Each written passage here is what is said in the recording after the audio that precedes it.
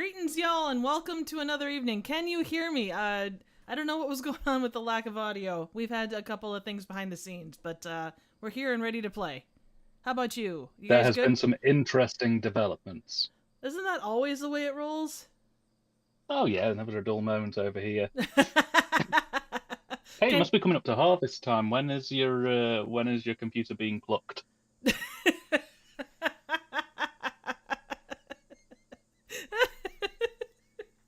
I um said plucked. yeah, no, I heard you. I heard you loud and clear. Actually, in that front, there might be some updates, but because I am a hardware illiterate bitch, the we're gonna see how that goes. I may end up making it worse than it is now, knowing my ability with all this stuff. Let's see here. So Is that going to be your autobiography title, From a Potato to a French Fry? yeah, something like that. It's gonna be pretty goddamn close to that. Let's see here. I'm just looking at who's in chat. Jen, hello, welcome. John, what's going on? Fright Films, hey, it's been ages. Let's see, who else am I missing? Stefano, Joe. Oh God, who else? Um, We have Logan. hey We Logan. have King Kurt, who has got the secret word of the show, which was, Of "It course he was an does. accident." Long hail King Kurt. Never late. Always perfectly on time. Absolutely. Oh, by the way, through Rifftravaganza, I recorded with both Hogan and Kurt, and Hogan is currently fixing things in my basement. That is not a sex innuendo. That is my actual theater. He's working on the basement, so he's gonna be stuck there for a bit. So just so you're aware, if he calls and to any of you guys, just I will let him out when it's time. I've been showing him bad training videos, and we're fine. We're good. We're in good shape. Wait, So hang on. Does that mean I'm getting a basement friend? you're not in the basement, you dork. You occasionally put me in the basement to teach me a lesson. I I never don't allow learn you it, but you in my do. theater. Why would I allow you in my basement? Well, you said that the basement was the safest place for me, and also, you needed a bit of help with the archiving of some of the more radioactive materials.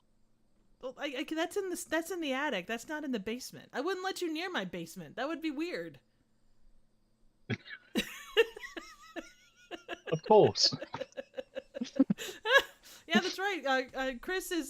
Hogan is forklift certified both in 1970s America and in 1990s UK. Nice. Yeah, Congratulations. absolutely. I I hope you should. don't try to kill anybody with a forklift. Olay. Huzzah. Yeah, Fright Films. It has been a couple of years. I hope you're well. May all the good stuff be coming your way. Let's see, Logan. Yeah, stick around and play as long as you like. We're probably gonna gab here a bit, so stay if you like, or come back a little later if you like. Whatever works for you. Basements are only safe place in the event of a tornado. By and large, that's true. Although sometimes you have better luck in a ditch. Hmm? John, don't tell him my secrets. I've been gnawing the drywall for sustenance. Oh my God, Jen! Happy birthday! Holy crap! That's Many amazing. happy returns. Absolutely, happy birthday. I hope you're good. I hope anything big planned Hmm. for the day.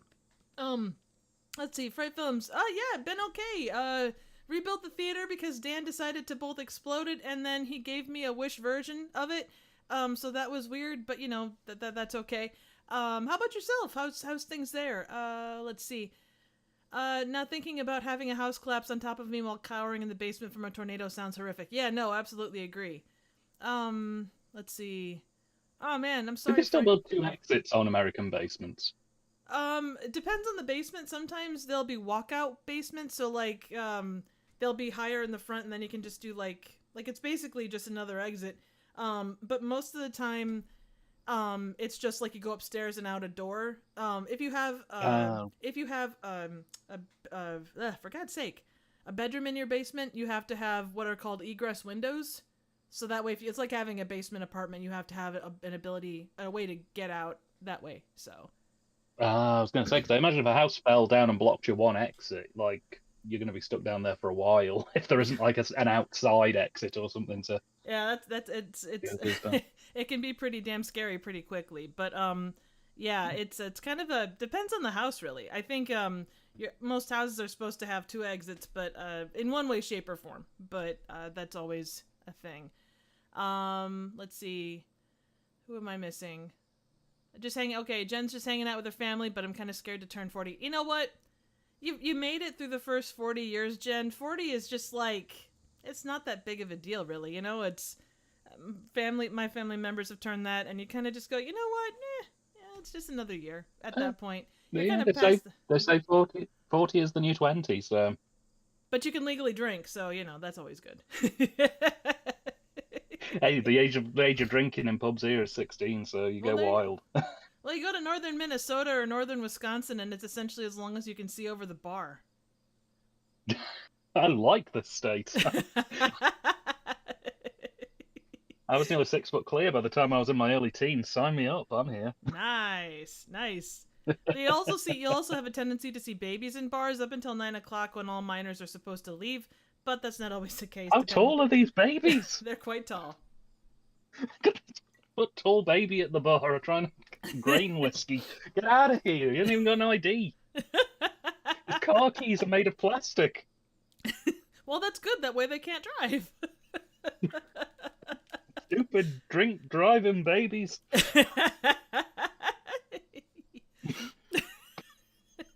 Can't even ask them to walk in a straight line.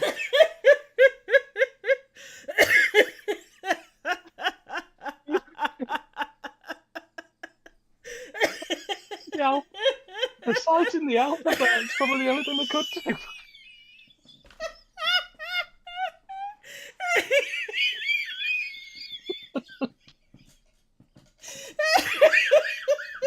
Oh god. Oh god. Oh man. Okay. Whew. Okay, we're all right.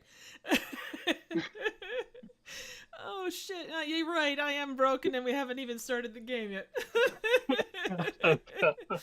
Oh shit. Let's see here. I can't wait for a riff of that training video from the Metrodome. Oh yeah, we did this training or Metrodome like concessions training, and that's gonna be one of a kind right there. It's either going to put people off hardcore or they're gonna laugh their asses off. There's not a lot of middle ground. I look forward to it. I enjoyed your recent one about the story of menstruation. I thought that was quite wonderful. Genuinely, it had just the right level of cyanide behind it. I thought it was quite wonderful, really. It was a fun one. It was absolutely just enjoyable. So yeah, Horror and Hellfire. She's a good riffer. I mean, everybody that I've worked with has been awesome, so I can't complain one way or the other. The cycle of ladiness. Apart from that TYTD guy, he was a no, jerk. you were awesome. The ones you chose though were holy crap. I'm pretty sure that I'm still messed up from that. The joys of 90s kids entertainment. Oh, that's all to come though, guys. Absolutely goes without saying. All right, let's see here. Let's see. I'm just looking here. Chris, 70s are good, so that's amazing. Triv is broken. I'm just looking at what I'm missing. John, the cycle of ladiness. So both John and Hogan, or fuck's sake, Joe and Hogan both came about in the age of disco, and that's why I'm fine with the Village People. Hey, you know what? YMCA until we die or something. Yeah. In the Navy, muscle man, macho man, go west. You know what? That's why we're the cream. We rise to the top. It's spunky. Real spunky. But I've been gabbing on. How in the hell are you, Dan? How's life and all that good shit? I am exhausted, but in the most satisfying way possible. So like when we last spoke, I just got started on renovations for the house. That's where I've been all of this month, basically. We've stripped it right the way back to the brickwork and the floorboards because we invited the electrician in on the second day, and he basically took a look at the electrics and laughed and said, "Condemned, no." So he's been at the house now for a week, rewiring the entire place.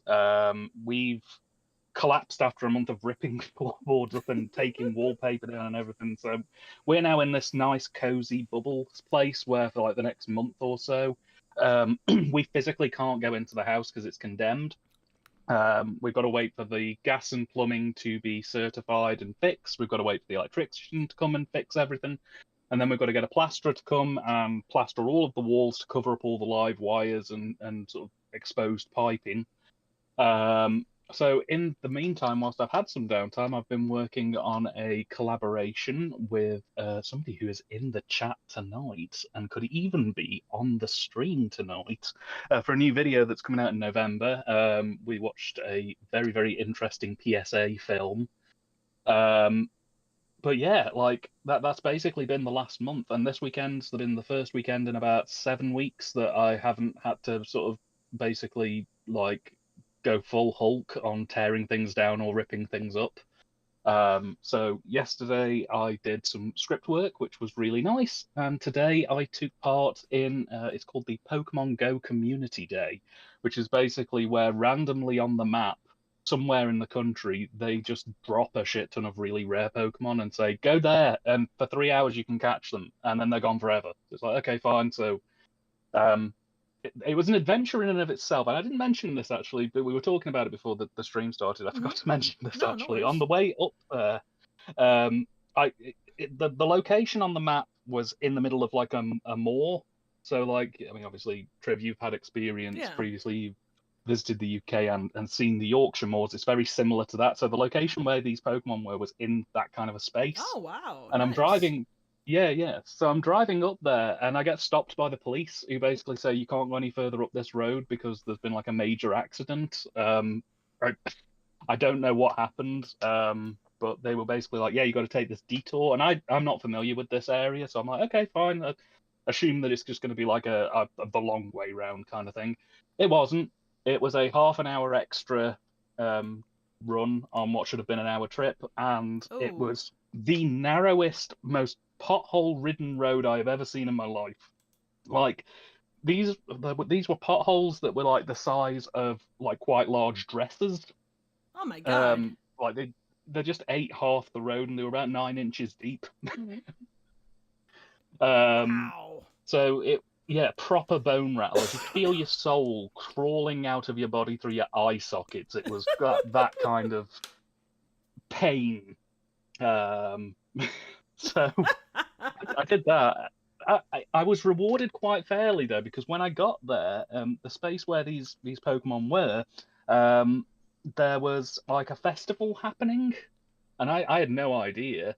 But it was basically like the history of Scar as a festival, Oh. um, which was great. So I'm just like running around the middle of a moor, like catching rare Pokemon, whilst there's some mad band from Manchester blasting out Scar tunes, like proper kind of yeah. It was great. I had a little boogie whilst I was catching some bits and pieces. Had a really good day, Good. and then came back to a lovely roast dinner, and I'm Aw. settling in for the night with the company of friends and even closer friends and Triv.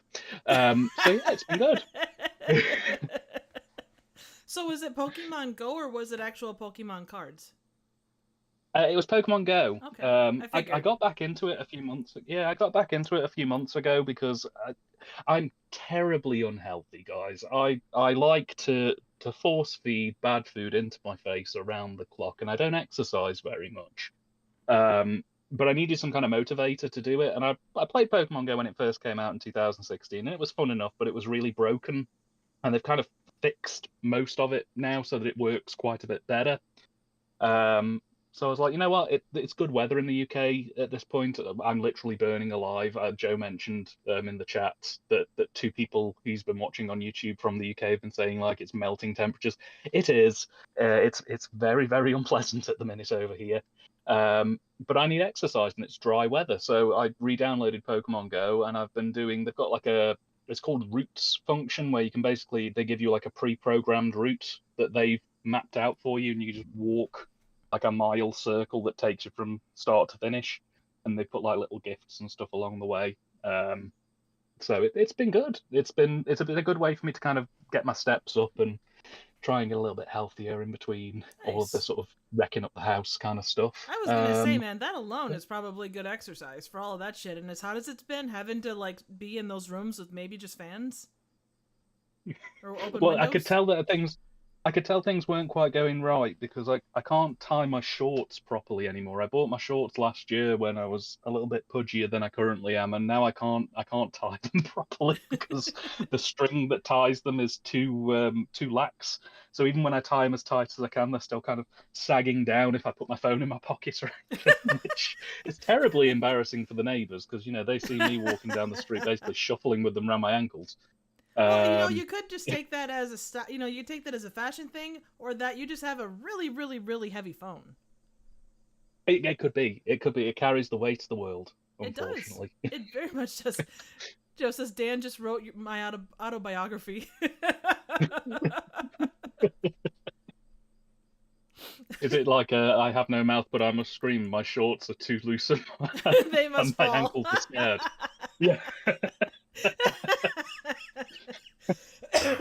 I mean, it's not the worst problem in the world to have, but it certainly can be an issue, especially if you're in the wrong, area where there are little old ladies with pearl clutches, or clutching their pearls. You know what? If I'm living in the streets of keeping up appearances, I want them to see. Well, Let fair. them look. Let them take a good hard look. I want them to know who is moving into this neighborhood. Um, Well, I mean, the way you've talked some would about say it's a wanting to put up Halloween decor and stuff, I'm sure that they're going to be absolutely thrilled. oh, they'd love it. Some would see it as me trying to assert dominance. I really just want to assert fear. So Dominance, fear, same difference. I don't care if they respect me. I just want them to know that I'm there. Oh, yeah, no, absolutely, and that's a good way to do it, I guess. Let's see here. Let's see.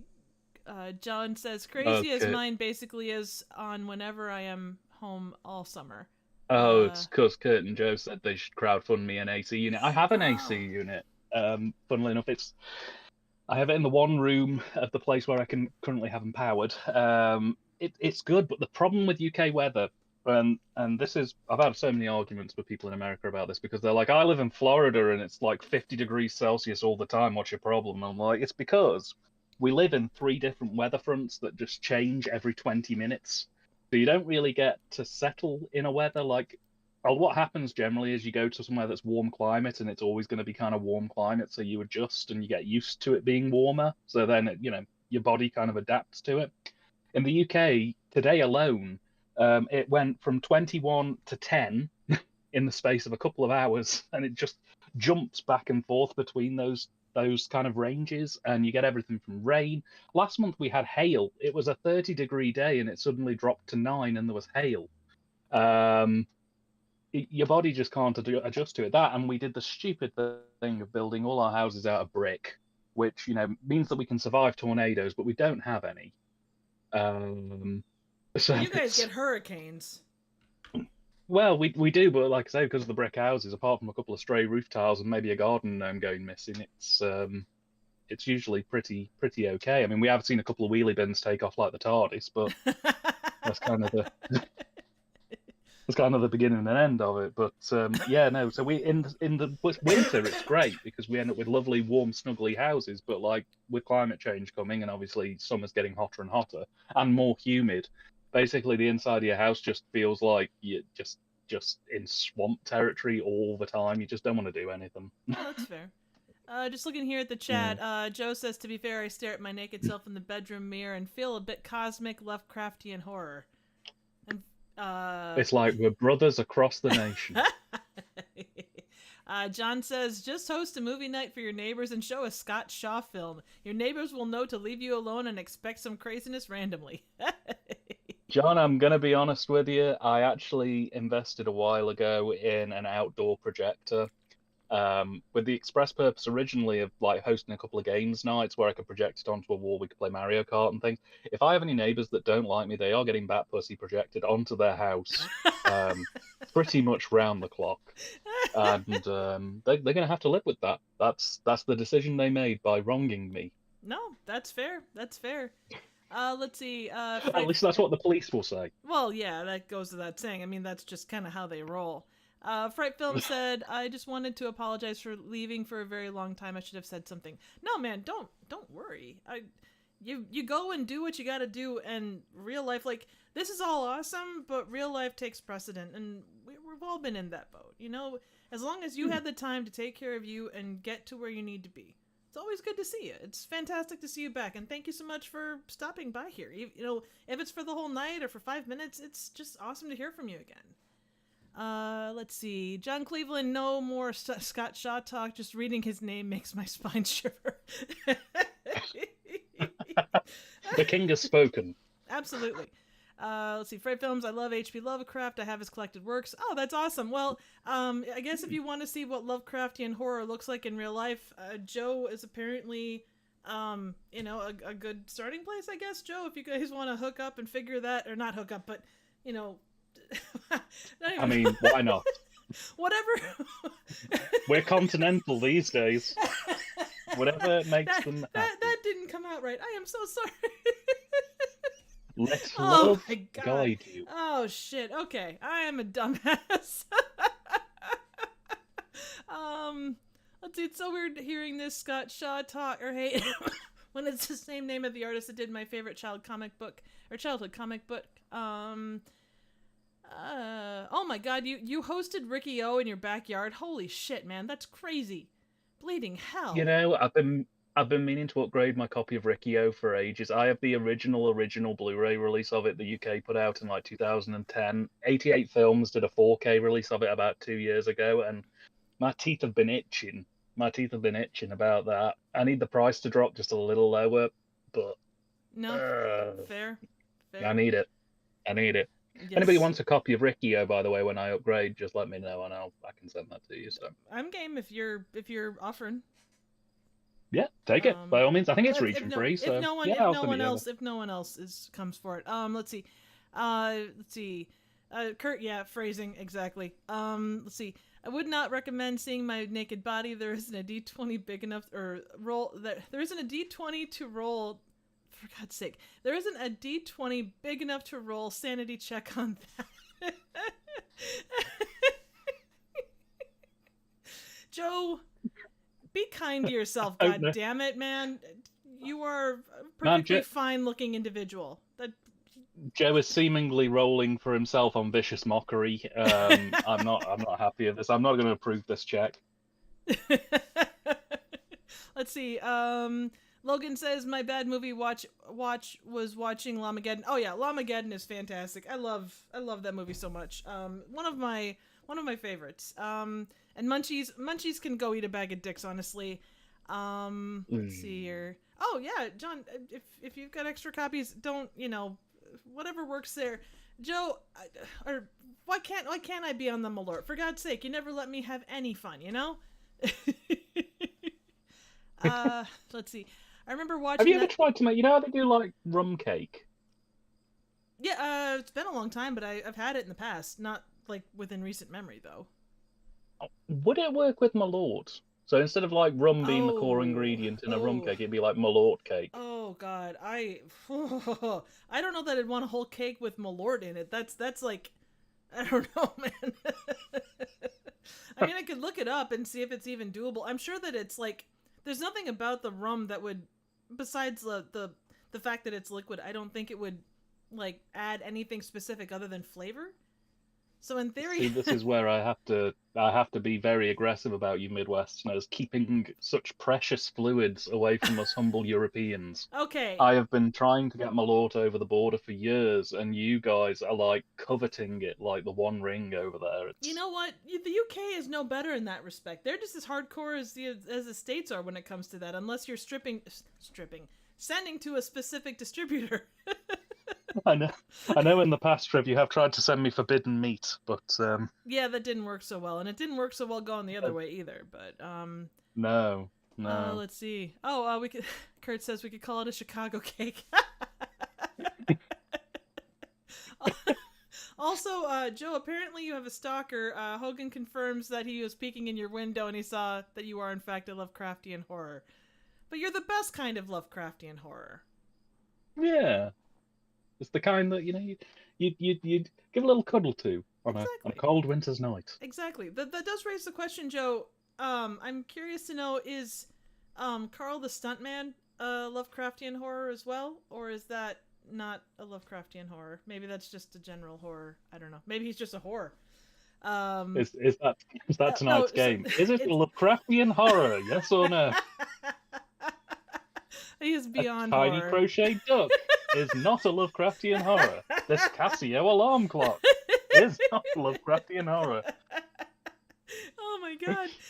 Is the Waffle House magic marker game a Lovecraftian horror? More than likely. Is a Lovecraftian horror is like the Backrooms level Lovecraftian horror. Is just you do not want to learn the Waffle House guides to, oh god, you brought the terror back in. I'm spiraling Oh, already just guys, thinking about. if you want to really put Dan off his game, because he's a pretty Oh. chill guy that can roll with a lot of stuff.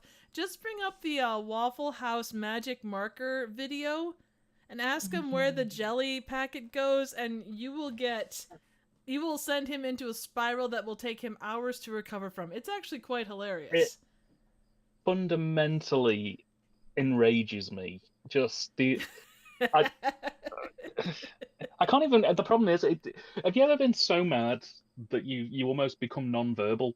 Yep, I've been there. You just.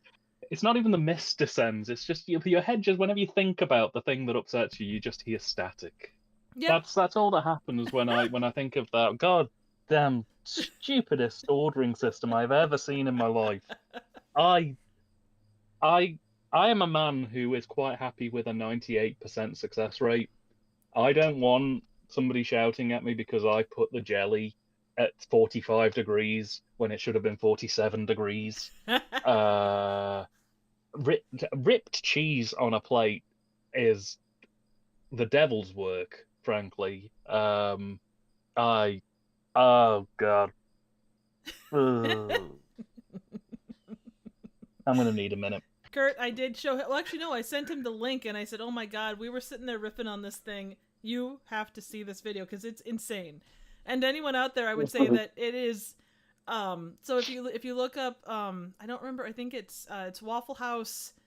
I think if you just type in magic marker system, it's the most bizarre way of ordering, and it's like a training video to kind of talk about it, and it is fantastically stupid. It is.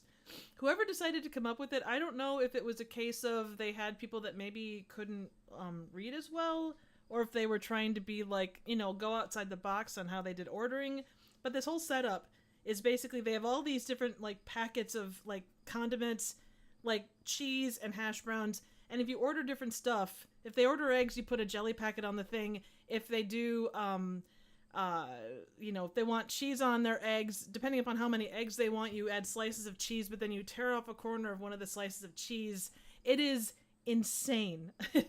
Like if you want 3 slices of bacon, you order 1 bacon. If you want 3 pork chops, you do 1 pork chop on the side. If you do sausages, 2 is 3, 3 is 6. I just at first I thought it was maybe like one of those kind of Zucker Brothers skits. I thought that maybe somebody was taking the piss and that it was like this was a joke and they were just going to see how arbitrary they could go. But I don't think it's a joke. It's not. I have seen multiple people talk about it. It's not a joke in the slightest. I didn't realize you needed a PhD to work in the Waffle House. Yeah, absolutely. We're thinking that some of those could be like military-based commands, like if you take out the middle of a piece of cheese and put it on top of a mayo packet underneath the jelly roll or the jelly packet, there's a good chance that means that there's got to be an airstrike someplace. It's just, I mean, I have a friend who's a pharmacist, and every time they do medication issues to people, they have to do a quick compare and contrast with the medications that the person is already on to make sure that there's no, like, taking this medication will react with taking this medication type scenarios. And that seems less aggressive and problematic than the fucking Waffle House coding system, which is like only one of those will kill somebody if they get it wrong, and somehow the Waffle House one seems worse. I don't. Okay. Just, we've been going on about this. Also, hello to Liam and James. I hope you guys are doing well. Yes. But we're probably losing people the longer we sit here and talk about this. Definitely check out the video, though. It is hilarious. At some point, it will be riffed, or I will riff it solo if I can't find anybody else to do it with me. But King Kurt has proclaimed that we have a great night and started the damn game already. You know, you freaking Yes, bastards. absolutely. Before we do, though, I'm going to ask you, because you asked me and I went off on a massive tirade. Yeah. Triff, how are you? How's your month been? Well, I went to Rifftrax Live in Minneapolis, which was a shit ton of fun. Got to meet a lot of cool people. Um, Nothing Oh, has. you were only a couple of seats away from Yeah, Mary Jo and Jonah Ray, weren't you? yeah. They were a couple of rows below me, and it was Bees, the person that does their costume design back in the day was there too. It was amazing, so cool. It was such a, because I was supposed to be down like in the back on the first floor, but the screen was slightly out of, like, you missed half the screen because of the way the balcony came down.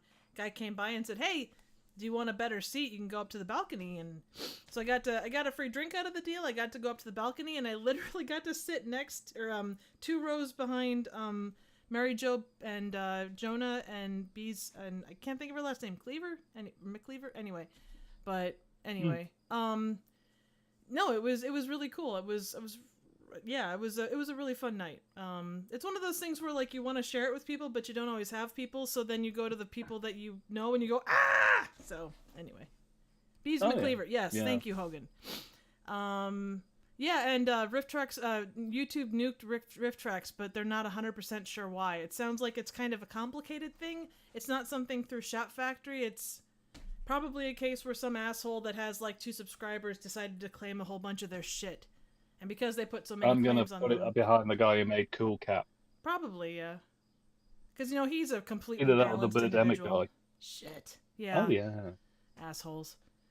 It's one of the downsides of being a cult and bad movie film critic, is these films are seen by so few people, and the people who make them can sometimes be so precious about their film that has been seen by 6 people Yeah. that they will go to extraordinary lengths to remove any negative feedback Yeah, off the absolutely. internet. Even, I mean, wasn't there a film there was a film that came out recently about a stalker who tried to kill a bad critic, a critic who like panned his movie?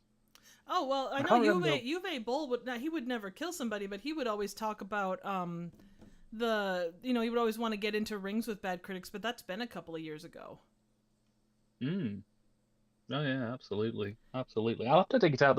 I think there was a screener that was touted around. I think Nick got sent a copy of it as well. It was this film about this guy who wrote a bad review of an independent filmmaker's film, and like he went proper baby reindeer on him, Yeah. like full blown, like stalking him daily and trying to figure out how to like get rid of him.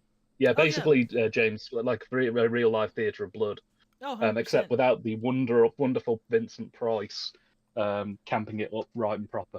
Absolutely. Yeah, but Derek Savage amongst them, and like he can just go eat a bag of dicks. I know that the Birdemic guy can be like the theater or the production company that does his stuff is very like trying to do anything with that movie.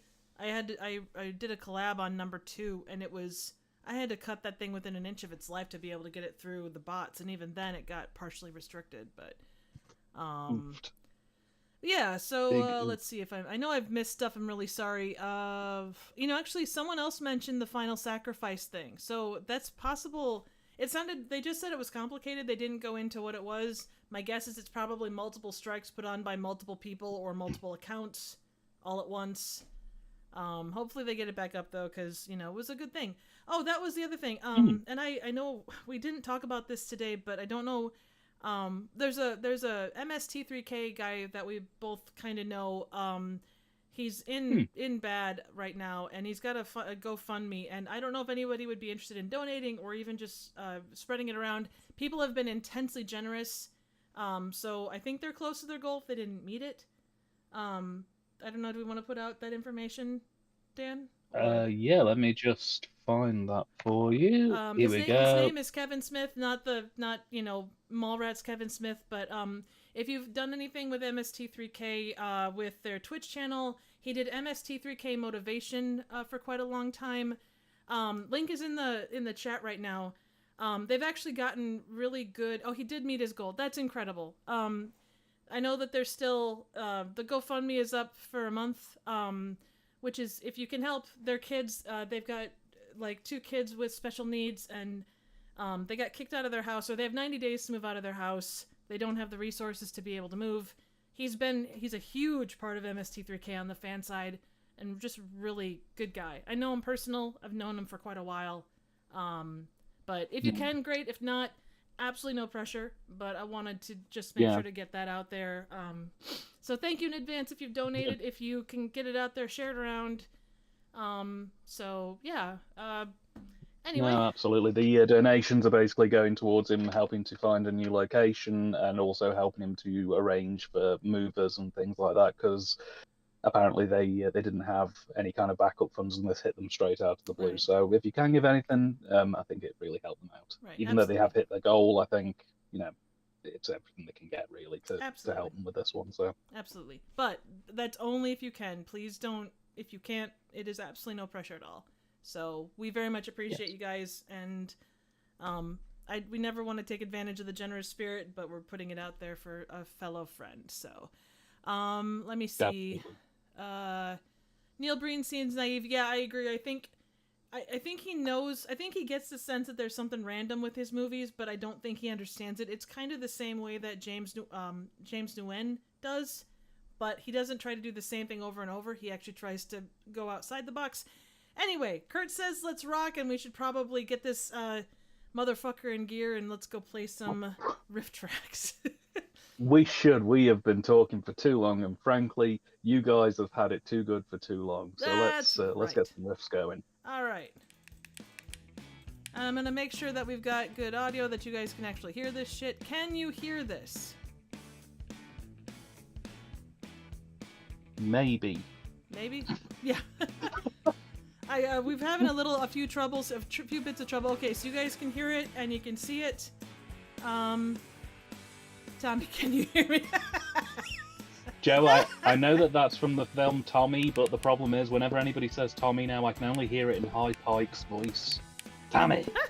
It's... Hack-O-Lantern has ruined me, basically. Alright, so per usual, I'm going to leave the riff times long. If it turns out where it's too long, we can always bring it down. I can't really raise it up much farther, but we'll kind of go from there. So, alright. Go to rifftrax.game. Dan, if you want to take this first game, I will take the next one. Absolutely. And also, if you don't get in there as an actual player, you can get in there as an audience member at any time. Jen, you absolutely get to ask the Bastard Innate Ball of Truth a question. It's been sat on my shelf begging for a yes or no question for a while, because it has been a little while since we've done this. So, yeah, pop your question in the chat, yes or no, and I'll give the ball a shake when we get to another interval. Oh, Logan, go ahead. You can still enter as an audience member if you like for this one. And we'll make sure you get in for the next game. Hello, aspiring riffers. In each round of Write a Riff mode, a movie clip will play. Every clip has a spot to write your own joke, or riff as we call it. If you're stuck, you can choose a randomly assigned riff from one of our own professional comedy professionals. That's right. At a slight point deduction. Everyone's riff is played back, and you vote for your favorite.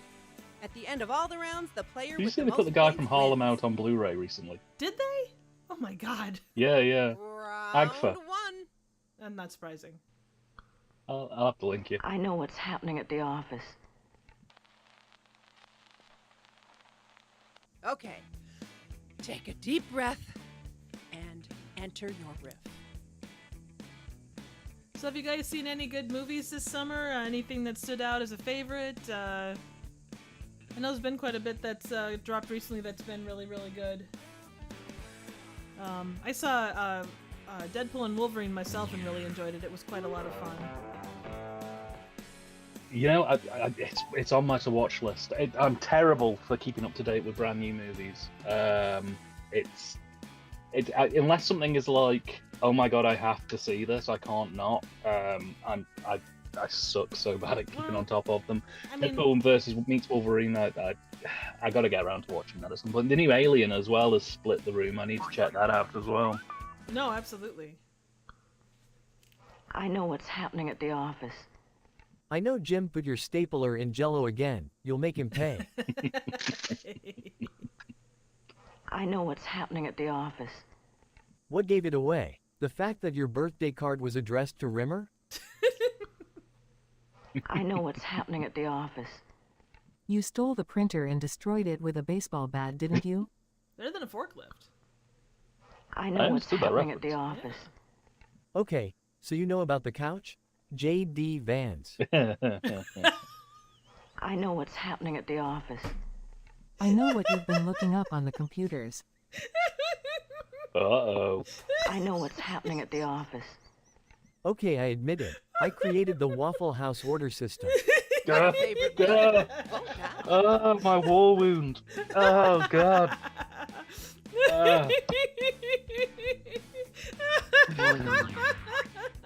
Oh man. Yeah, Deadpool. There, and Mungo, we cannot kill a customer. Oh man.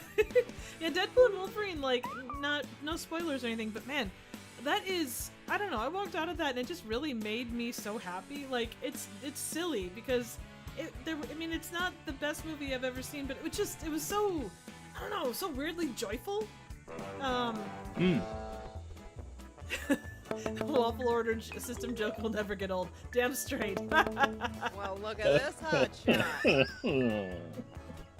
I also saw Long Legs, which I'm still trying to figure out how I feel about that one. Yeah. I've heard weird things about it. Like, some people have said it's genuinely, like, one of the best horror films of the year. And some people have been, like, a little bit off on it. So, again, it's similar split the room to the Alien Romulus True. thing. True.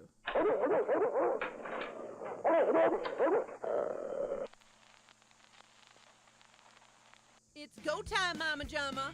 Into your riff now. I mean, it was beautifully shot. Like, all the actors were awesome. I was middle of the road on it. Like, you could see they didn't take the easy route out with a lot of the jump scares that they could have done. It had a lot of good stuff. The plot, I need to look up, like, kind of like, not even an explain, but just, I don't know. I think I need a rewatch on it. And just, because it was beautiful. Like, it was really well shot. It was really interesting. It just, I don't know. Let's see here. Friday, John says Friday we watched Reptisaurus, Border Blues, High Kicks, and Robo Woman. Yeah, if anyone is interested, for those that aren't aware, John's got a server on Discord that does Friday night viewings. They do 4 bad movies, and they cover the entire spectrum. It is a fantastically fun time. A lot of good riffers over there. Well worth a visit if you have a Friday night free. It's such a fun time. Also, Jen asked a question for the Bastion 8 Ball, which was, will we all have a good year? And I will have to go Bastioning 8 Ball, will we have a good year? Birthday ball shaking. Oh, aggressive. Waffle House Why magic is the ball marker sweaty? system. The ball says, play ball. God damn it, the ball has bubbles in it. Oh no! Did you blow the bubbles? The Oh, ball hang on, says hang don't on. bet on it. Hang on. Hi, is this Moe's Tavern?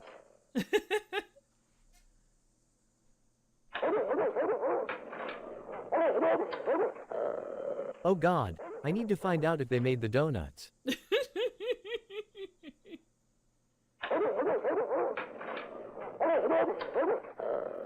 Eva went.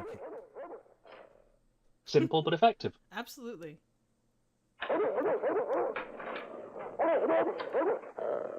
Sorry, the number you have tried to dial is too sexy. Please hang up and try again.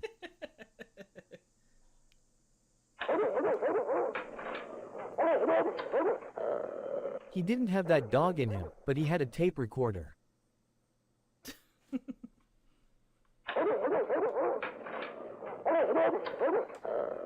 Hello 999, there's a little kid with ginger hair stood outside my house with a match. I think his name's Alex something. Okay, we all had a good laugh. Now time to vote. And yeah, so we're all going to have a horrible rest of the year, unfortunately. So we better make the most of it. Yeah, fair. Just looking Lean back says at Birthday chat. Ball Shaking is my favourite David Dakota film. It's part of the 1313 series, like D.D. Cooper meets Bigfoot. Let's see, you're just looking, so let's see, so the Waffle House jokes never get old. Also jokes about 12-gauge shotguns you can buy at Sorensen's.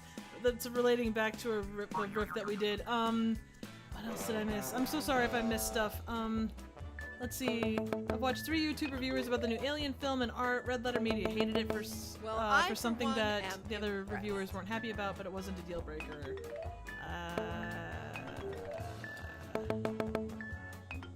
Let's see. John, I like the fact that you have a least favourite David Dakota film, and it's actually one of the 1313 films. I found them to be very even quality, so the fact that you have a uniquely worse film within that franchise Round specifically, 3. that's great. I love that. Here's the camera I used to use. Wow. I would like you to see some of the pictures I took with. Oh, great. Oh God. Oh God. Time to bring the funny. Enter your riff now. Oh no. Yeah, basically.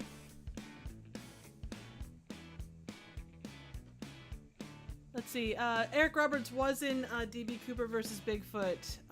Let's see. You can already see where this is. Yes. Eric Roberts was in DB Cooper versus Bigfoot, but he was in it in the same way that, like, I am technically in crowdfunded films by having my name in the credits. Basically, Roberts turned up, did 5 minutes of, like, cameo-style voice recording for the film, and then he got, like, top billing. Linnea Quigley is in it as well, and she literally has one line. Nice. Nice. She's not even on screen, it's just one line dubbed in. And was it dubbed specifically for this movie or something else? Something else. Eric Roberts basically nowadays does a Here's Zoom the call camera every I couple used of to months. use. Here we go. Wow.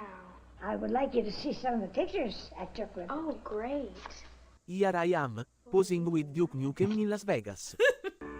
Here's the camera I used to use. Wow. Hey, Paradox. I would like you to see some of the pictures Hello. I took with. Oh, great. Grandma, don't show me your double Polaroids again. Oh no.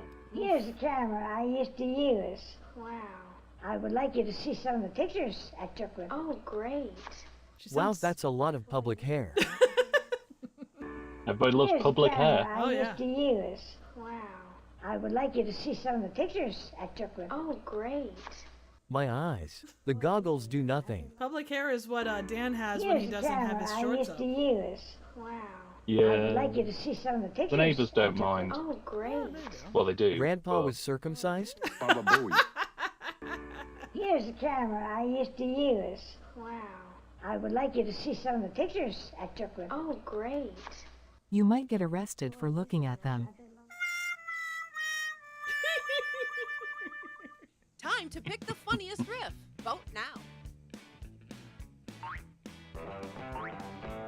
You know that I'm proud of you guys. You didn't go as far deep as I thought you were going to, and that's probably what she said at one point. Ooh, Oh yeah. Brighton would like to have a word with those double Polaroids. That's the problem. We're stuck with the last chicken in the shop, Luke. What can I say?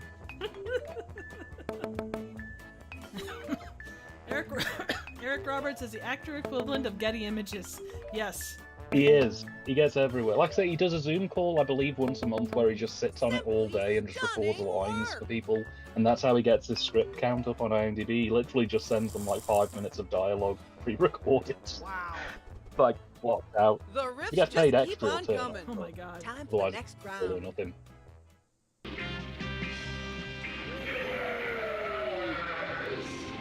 Wow. Wow. It's that time again. Oh Enter my your God. riff now. He did it for City Rush 3. He's also in Border Blues. Nice. He turned up in a Karate Christmas Miracle. Oh god, really? Yeah, he was in that film as a demon, Twin Peaksy Red Room kind of character. But it was actually recycled footage from another film that he was also playing a demon-y kind of Twin Peaks Red Roomy type character. That was based around a cinema shooting. Oh. Yeah, and it came out the year that the was it the Aurora cinema shooting incident? Yeah, happened? the Joker, like the guy dressed like Batman, but it was it was for Batman, Yeah. the second Batman movie, like the Christopher Nolan Batman movies. It was the second one of those. There was a lot of Batman in that. Yeah. In that explanation. It was the Batman, the second Batman, the Batman with the Christopher Nolan Batman Okay, with the Batman. Smart ass. Yeah, the Aurora. Have you yeah. taken too much Benadryl again? Probably, yeah. I'm dealing with a cough thing.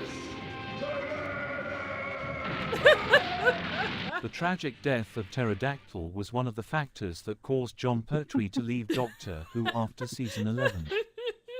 Oh god. Invasion of the dinosaurs, Jesus. Gret, let's go away in the kettle.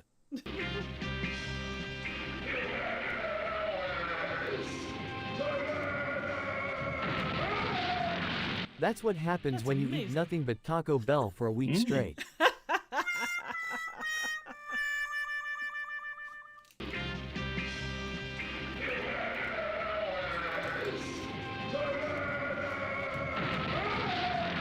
That was not a microdose.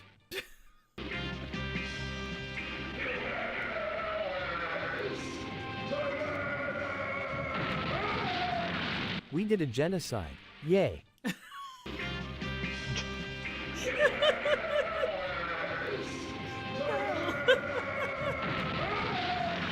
Michael fucking Bay. Got your favorite? Michael Bay explosion. Explosions by Michael Bay, Bat Pussy.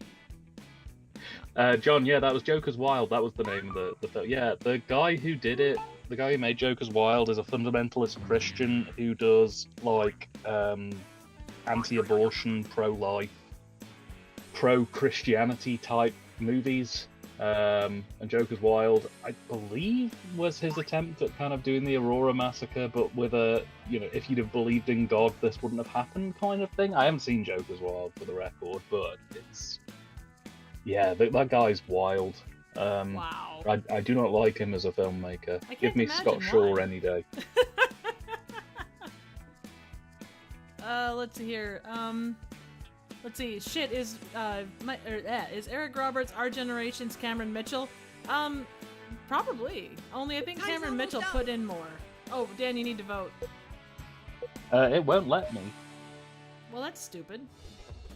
It locked my screen and I got distracted talking about the strange karate Christmas miracle man. That's fair. That's fair. Sorry, I'm guys. just so proud of you. Cashing in on the cinema shooting cringe. Yes, absolutely. I fell down the rabbit hole and I ran across this channel. It's a drag queen talking about various elements of pop culture, and she got onto the live wire or the Wire movies. There's some freaking weird ones. I wonder if you've heard about the Dragon of the Mountains, of the way he ravages the countryside. Are you the next top riffer? Enter your riff. Dan, I don't know if you like go back and then come back in, if it will unlock your screen, maybe? It has, I'm back in now. Okay, cool. It was just being a dick. Yeah, it tends to be. Joe, I do believe that pterodactyls explode. They found cinders around the bones of pterodactyls that will absolutely confirm that. You can look it up. Let's see, he's been dragging these nuts. Sorry, it was the thing was hidden behind the little heart. Ayo. Yeah. There are worse things to be dragging than these nuts. It says Eric Roberts is well on his way to Cameron Mitchell's output.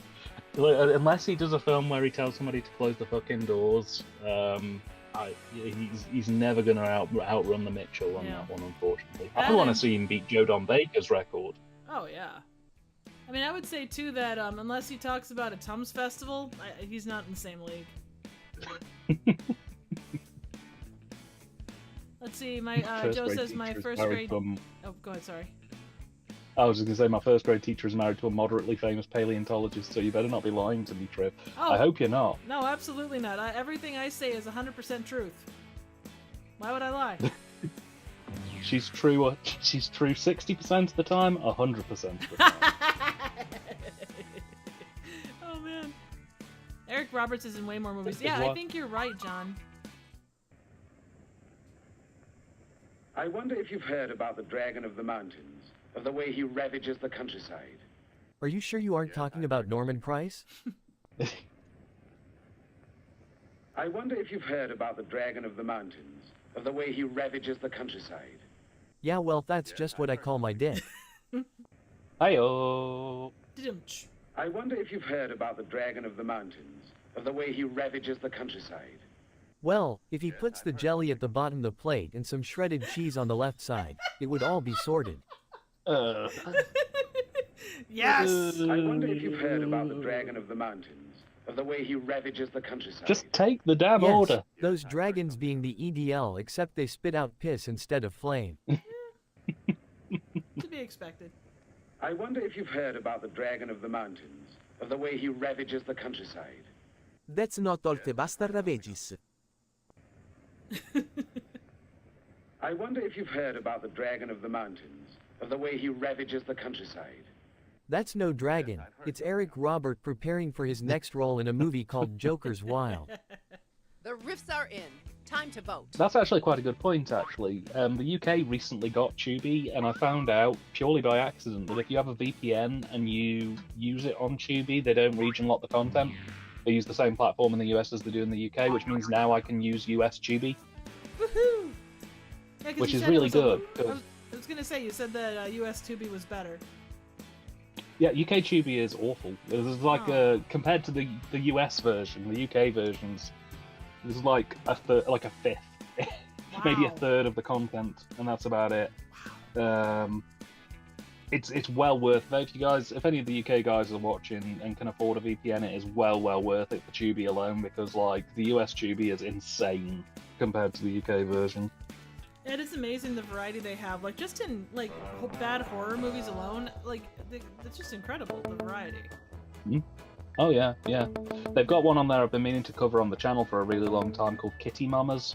Oh my god. I was going to actually ask whether you'd be interested in doing a collab on it at some point, Triv, maybe in the future. Not to put you on the spot, obviously. Doing great there. No, absolutely. It's a film. It's a strange film. I think I've sent you the trailer before, but. Oh yeah, I think you have. Yeah. You know, you were pissing and moaning about Waffle House, and you're the one that put up that thing.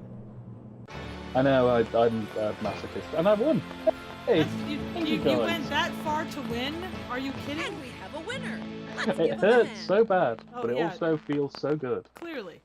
All right. Want to make sure that Jen and Logan get in there. So I'm gonna hold back until they get in, but you guys be ready to jump in, and then we'll kind of fill in the rest of the holes there. So. Absolutely. All right. Let's see here. What do we have for names? So we've got. It's coming up here. Winner was TYT Dan. Mustache Dad was James. Thorberg's assistant is Liam. Shark Tornado was Malort. Natalie was Dan Danger. And the stupid alien was Svevicus. What's better than riffing? All right. More PRTA. Go ahead and jump in there, guys, and then the rest of us will jump in behind you. Oh, Liam asks, what's my opinion of Nightmare on Elm Street being downgraded to a 15 by the BBFC? Honestly, I think it's been a long time coming. I never really understood why it was an 18, even when it first got ranked for like DVD back in the sort of early 2000s. The first Nightmare on Elm Street does have a couple of quite graphic moments in it. I mean, for reference as well, guys, the UK has always had the uncut version of Nightmare on Elm Street. That's just kind of been the default over here, but you guys had like 8 seconds of gore cut. Oh, I just wanted to make sure both were in, but they're both in. Okay, so good. Rock on. Sorry, continue. Continue. Yeah, sorry. Oh, no, I was just saying, so we've always had the uncut version, and that 8 seconds really doesn't really make that much of a difference. And especially now in the age of like, where tech is so good, both practical and CGI, to make things look effective. Nightmare on Elm Street is kind of a little bit freaky by modern standards, I would say. Like the direction's still very good, but the effects aren't. Logan, are you LZ man? Because you were in, if you are. You've seen the clip? Now enter your riff. Sorry. Yeah. Apologies, I didn't mean to interrupt. Oh, no. I noticed the riff came up, so I stopped anyway. But yeah, no, I'm in favour of it being downgraded to a 15. I think, if anything, it was a long time coming. And I hope that they do it with more films. Like, you know, Halloween is another one. I don't think Halloween should be an 18 certificate. I think that it's quite tame compared to modern cinema. I mean, for me, it could probably be a 12A at this point, honestly. I mean, other than the implied sex scene and a little bit of gore in the final act, there's no real blood or anything. Yeah, it's been a long time coming. I mean, to be honest, the Nightmare on Elm Street film, this is probably going to get me cancelled by 24 people, so do your worst. I've never really been that big of a fan of the Nightmare on Elm Street films. Oh my god! I know, right? I know. I like 3 of them. I like the first one, the second one, and Freddy's Dead. All the ones outside of it, I can kind of take or leave. They all have kind of specific problems. Okay, but we're on, so... Here we go. I don't know where this goes on a Waffle House plate. Is it next to the jelly?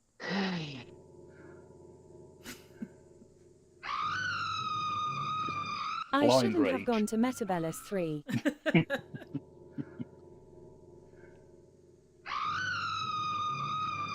Woman on giant prop spider was a bizarre porn subgenre.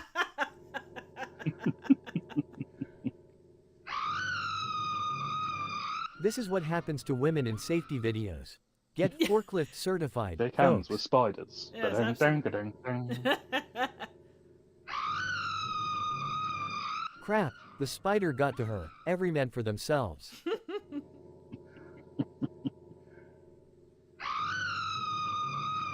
Man, the Spider Pit Recreation by Peter Jackson had a way lower budget than I thought. Here we go again. Time to vote.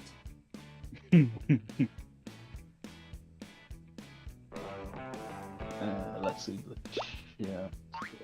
I actually just did a Reels of Justice thing on Nightmare on Elm Street too, so I don't know when that'll be dropping, but it should be interesting to see. Oh yeah, absolutely. Yeah.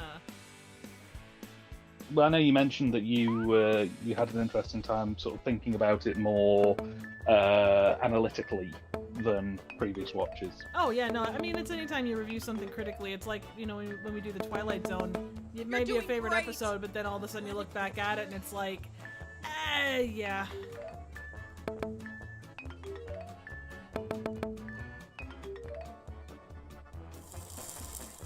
Logan, I've got it set as high as I can, as far as the actual riffing on it.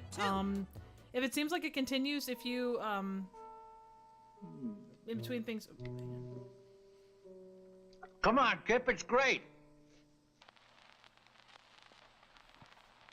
It's that time again. Lee Kaufman. Enter your riff. That was weird. They showed 2 clips from the same film.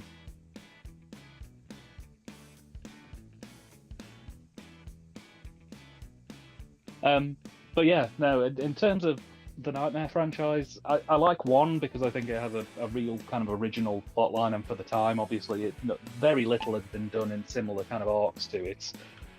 2, I think, subverts the first one, which I quite like the idea of. They kind of take it off into a bit more of a surrealist, metatextual place. I like that there's lots of layers of subtext in there that in the first film isn't necessarily there. I like the fact they explore things a bit more. Absolutely. And Freddy's Dead is great. It's directed by Rachel Talalay, who did Tank Girl and a good chunk of some of the best Doctor Who from the new series. So absolutely. a lot of people dunk on it because it's not back up. properly scary, but yeah. Sorry. No, it's fine. Come on, Kip, it's great. It's F. Ain raw, you hear me, F. Ain raw.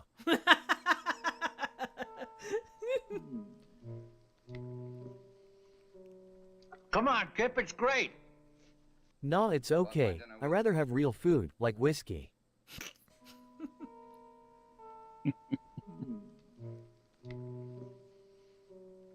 Come on, Kip, it's great. I got it from Disney World.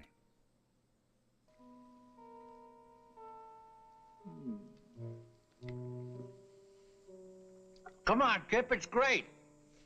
Wait, I'm in this clip too? I think I'm getting deja vu.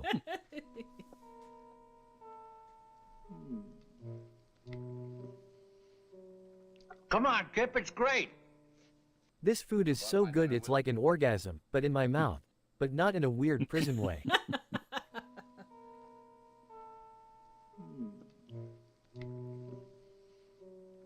Come on, Kip, it's great. I'd rather lick a putty than eat with a catwoman. Time to place your vote, fellow riffers. Yeah, Halloween is another one. Like I say, yeah, it's still 18 on the Blu-ray, but for cinema releases, it was downgraded to a 15. And I don't really get why it's an 18 for home release. Maybe the BBFC just aren't quite as in lockstep as you'd think. Yeah, that's fair. Yeah. I can say for the second one, it kind of felt like Halloween 3 to me because it does step so far away from what was kind of originally done. I don't know, the fact that they took a step outside of what was the norm as far as Scream Queens and stuff for the time, I really appreciated that part of it. It's not a perfect movie, but there's a lot of interesting kills. The shooting is really nice. Plot's a little funky, but... Yeah, no, agreed. I think that Freddy works best when they're challenging the previous kind of established lore. I like it when they start trying to mess around with them a bit more. I find 3, 4, and 5 kind of feel almost like reverberations of themselves, just diminishing returns each time. You're just essentially getting a similar plot each time, but with a new gimmick kind of crammed in there. No, absolutely. It wasn't for me, but... Round 3. She was so surprised that she jumped out the window and ran all the way home. And she never again went so far into the woods. It's go time, Mama Oh my God, Jama. is that a real bear? Into your riff now. Jesus.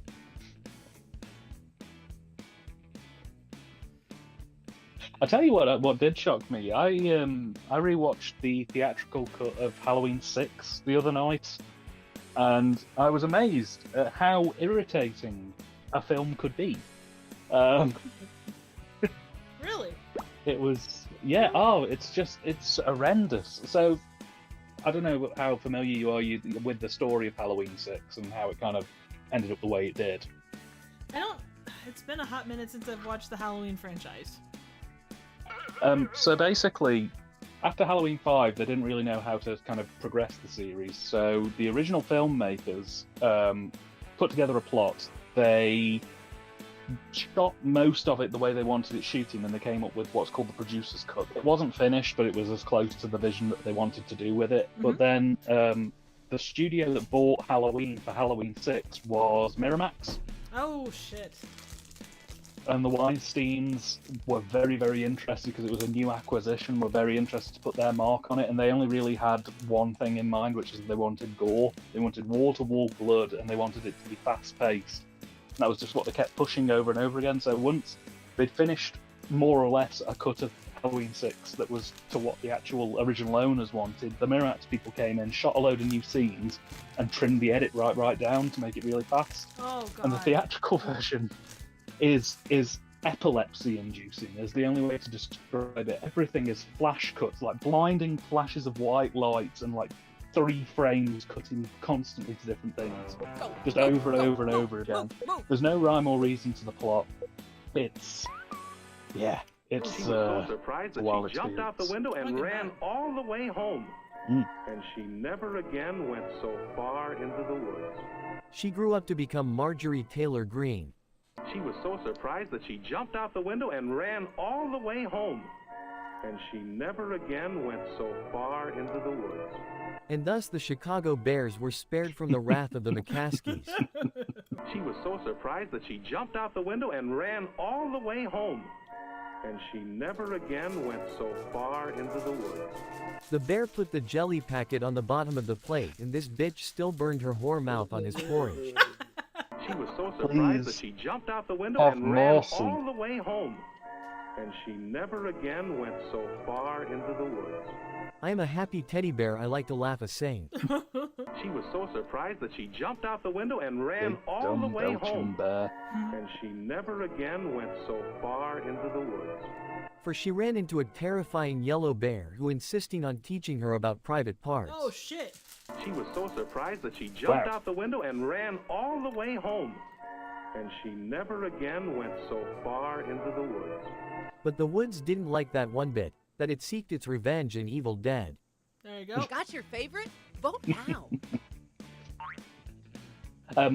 But yeah, it basically kind of leaves Halloween 6 in this weird place where the producer's cut is much more coherent. It has a better edit and a better story, but has no gore, nearly, or the gore is really cut down. Or you can have the theatrical cut, which makes no sense, but has some of the best kills in the franchise. It's really difficult. I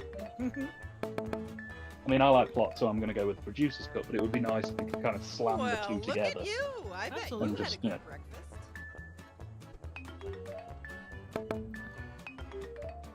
Liam says he... Oh, sorry, go ahead. Oh, I was just gonna agree with Liam. I'm a big fan of Jason Goes to Hell as well. Round 4. Really? Senator. Oh, hello. First Mayo and now this. Never said I I liked knew we Mayo. were enemies for a reason. Deep breath and enter your riff. Oh yeah, so to answer your question, Liam, Halloween films past Season of the Witch, to be honest, they're alright. They're a bit hit and miss. Halloween 1, 2, 3, and 4 are good. I really like them. I think they're really well made. They really capture the vibe of Halloween as a season. They feel great. I hate Halloween 5 with a passion. It's an incoherent mess that turns all the characters you've established in the last 4 into just basically screaming, angry people for no reason.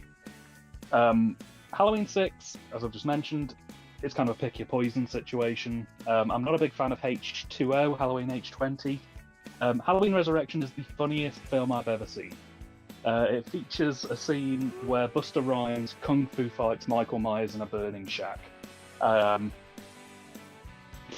You literally couldn't make it up.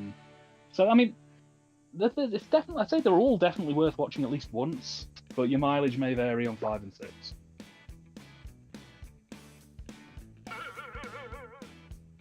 But yeah, you know what? I haven't actually seen. There's 2 cuts of Jason Goes to Hell. I think I've seen the theatrical, and I had a really bad time with it.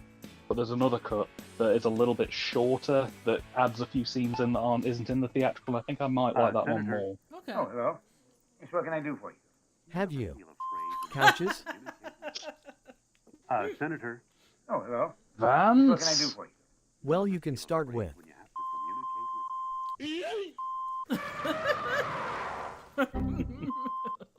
Senator. Oh, hello. Yes, what can I do for you? A second jelly packet has hit the Waffle House. Oh no! Senator. Oh, hello. Yes, what can I do for I'm you? gonna go lie down. You can get your policies out of my wife's vagina. Senator. Oh, hello. Yes, what can I do for you? JD Vance is selling sperm sample jars to help women complete their families? Your thoughts? Senator. No. Oh, hello. Yes, what can I do for you? Can you please not try to release your sex tapes until after the election? You're bad at politicking. Time to place your vote, fellow riffers.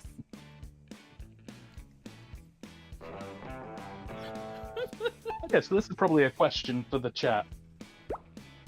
Out of all of the mainline sort of slasher franchises, so things like Child's Play, Hellraiser, we'll let the Texas Chainsaw Massacre in, Psycho, Friday the 13th, Nightmare on Elm Street, Halloween, all that kind of stuff.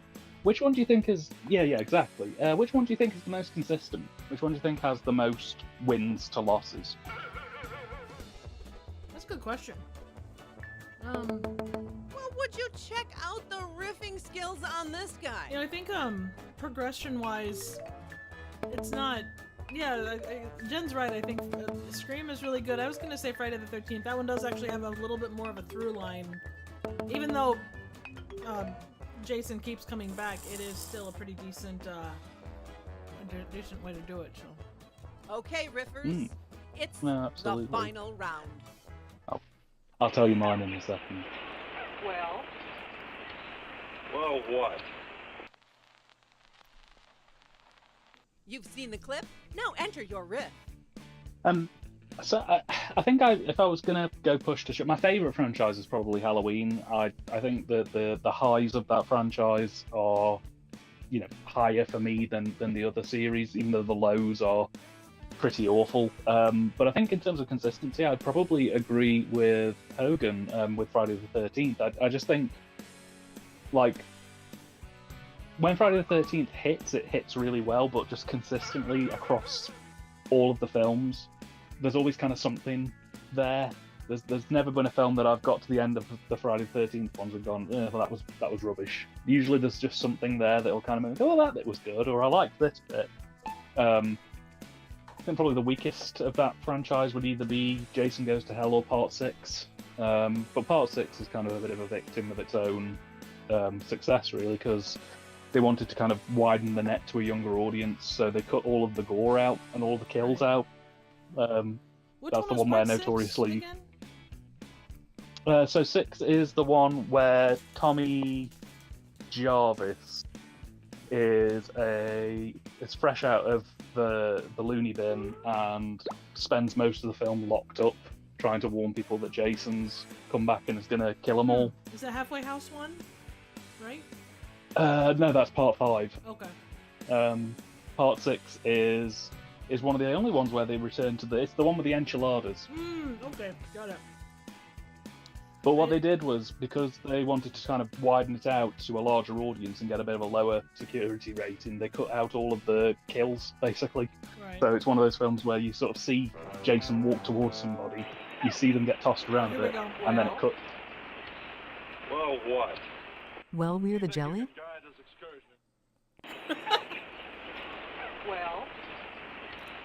Well, what? If you had just put the damn hash browns and mayo packet on the plate, we wouldn't have ended up here. You're gonna have nightmares tonight, Dan. Well, what? I think J.D. Vance had to use the latex glove because it wasn't a pull-out count.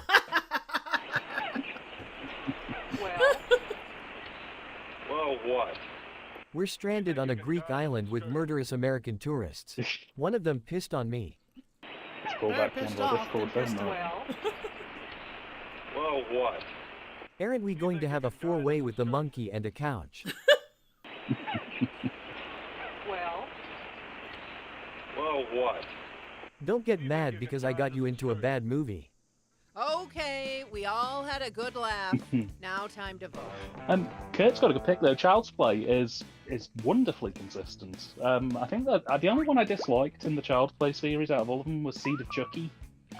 And I don't hate it. It's one of those where I kind of go, oh, okay. And then the next one's great. All of them are consistently fun. Oh yeah.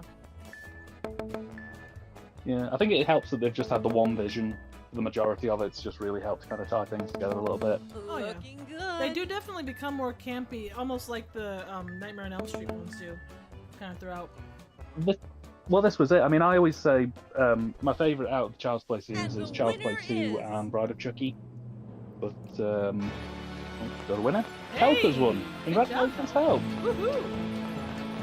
Nice. Oh yeah. Thanks to everyone who played. Let's give each other I think they've really done a good job with the Chucky series too, and kind of taking all of those bits and kind of forming them well and continuing the story in a good way. You know, I still haven't watched it. I've been meaning to watch it for ages, but it's just finding somewhere in the UK that plays them all in one place, because I think on ours it kind of splits it out. There's like one season on one streaming platform, another on another. So it's just like... That's so annoying. You know. And I get that different people own different parts of the franchises, but it would do them so well to put them in one general place. It's frustrating. Oh yeah, absolutely. Help is the guy that's trapped in the basement of the theater. Good job, Hogan. All right, you get the chance to ask the bastarding 8-ball of truth a question. Any yes or no question, the ball sees all. And I guess you go ahead and play this time, Dan. Yeah, not a problem at all. All right. But with my point on it's riffing time. Child's Everyone Play, head to rifftrax.games and enter your room. With my point on Child's Play, one of the things that I always pick up on, I think Bride of Chucky is perfect because it feels like a John Waters movie, but with dolls, which is great. I love it. It's got that right level of macabre behind it to really set it off. Seed of Chucky goes just a little too far for me. That's the only thing. It just leans a little bit too much into gross out. Yeah. Goes a little bit too much into that John Waters stuff. It feels more like a tribute rather than an actual attempt at breaking out into its own thing. That's the only issue I have with it, though. Otherwise, I think it's a fun enough film. Yeah. But I would always go for Bride over Seed, personally. Everyone's riffs laid back, and you vote for your favorite. John mentions the Leprechaun series. Your friends? That one is a hell of a one, too. You know, I still need to get around to watching those. I knew how to use a calendar. Are you the next top riffer? Enter your riff.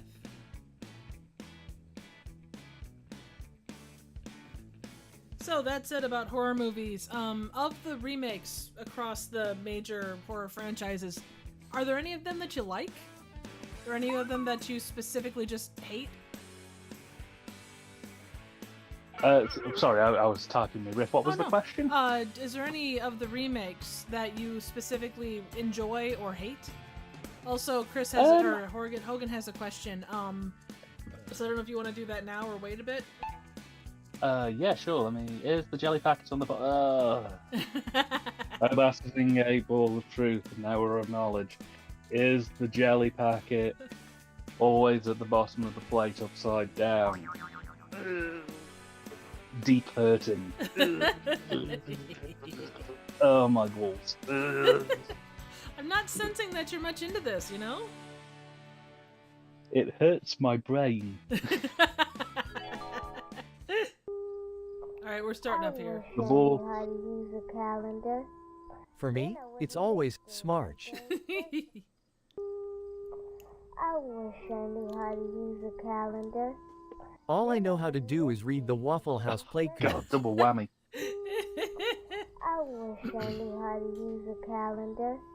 I wish I knew how to do anything since clearly I cannot use a calendar. I wish I knew how to use a calendar. I wish he was your calendar. Oh. I wish I knew how to use a calendar. How else could I keep track of annual upside-down jelly packet day? Come on, guys. Keep it up, guys. Calendar. Lousy Smarch weather. The riffs are in. Time to vote.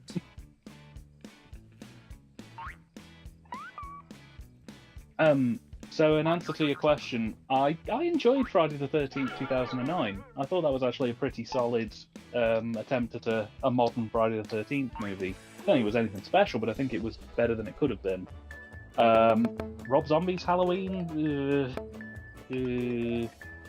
I liked Halloween 2018. Thought that was really, really good. And I liked the opening bit of Halloween Kills. Everything else after that was a bit rubbish. But the opening was great. Trying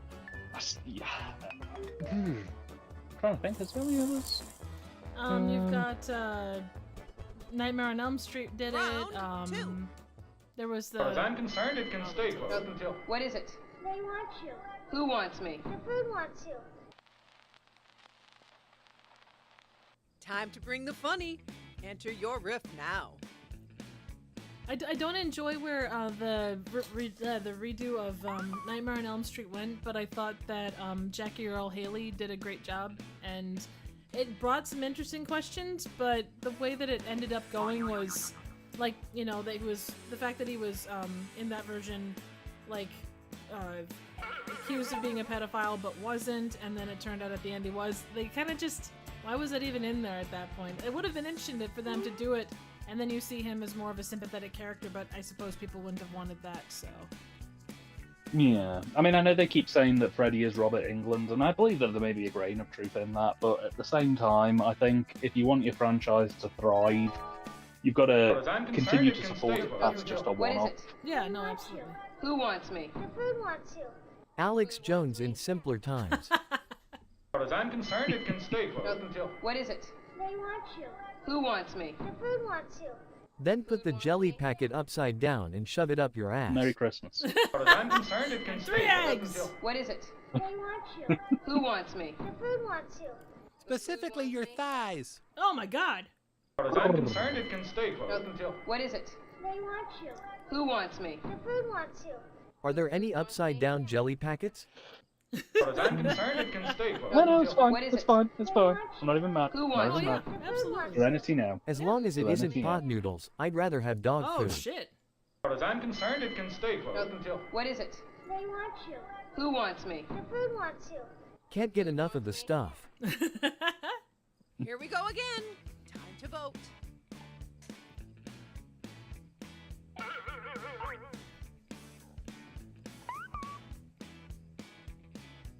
Let's see. Liam, are John you talking? says Rob Zombie will. Go ahead. I was just say, John said Rob Zombie works best when he's just doing his own thing. Largely agreed. I really liked House of a Thousand Corpses. I loved The Devil's Rejects. I thought that was a really solid refinement.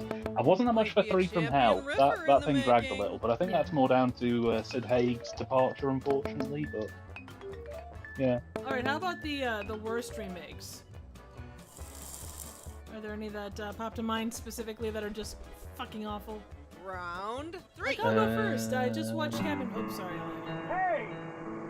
Get down from there! It's the film. Are you the next top riffer? Enter your riff.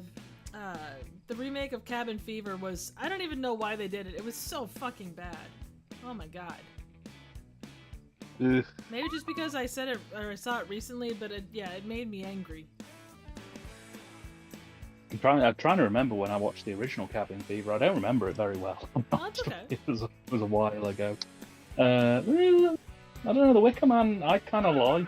I'm a big fan of the 70s one, but the Nick Cage one, if you treat it as just an absurd attempt at like its own thing, I get riff value out of it. Yeah, no, absolutely, I could see that. What else we got? The Thing 2011, Dawn of the Dead. Kurt, was that the one with Sarah Polley and Ving Rhames? Hey! Get down from there! The creepy guy from Carnival of Souls is watching you with a camera like Robert Blake in Lost Highway. Hey! Get down from there! It's your turn at the glory hole in the shitter. Baba Booey. Hey! Get down from there! We had to go rescue the guy trapped in the shop in the basement of Triv's Theater. Oh, he's fine. Good lord. Hey! I keep him fed. Get down from there! Barely. No, fuck off. Hey! Get down from there! No, you're gonna yell at me. Hey! Get down from there! Have you been pissing into muffs again? Got a favorite riff? Vote now. Oh man. Oh hey Seth, how you doing? Welcome and bienvenue. Hey man. Good to see ya. Absolutely. Hope you keep him well. To be honest, whenever I see a bad remake, I tend to try and Drano it out of my mind. Fair. That's fair. I can honestly say the Poseidon I didn't like it, but I didn't think it was like the worst thing ever. Oh, what else was in here? Beauty and the Beast was fucking awful. I would also add The Lion King. Not that it's horror specific, but that thing was... I don't even know what they were doing with that. And they were just showing the trailer for Snow White, or sorry, yeah, Snow White. That thing has been under so much shit. I don't know how it's ever gonna be released and not be completely destroyed, regardless. It didn't take Jake long to make friends with a raccoon named Bandit. Oh. Hey, it's you. It's that time again. Aww. Enter your riff now.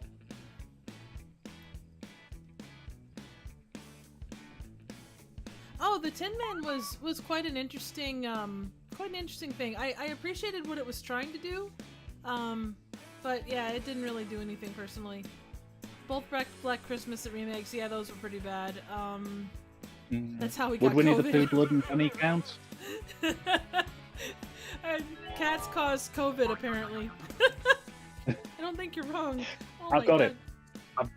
Perfect. The worst remake I've ever seen. Camp Blood 5. Oh my god, that was bad. That was bad.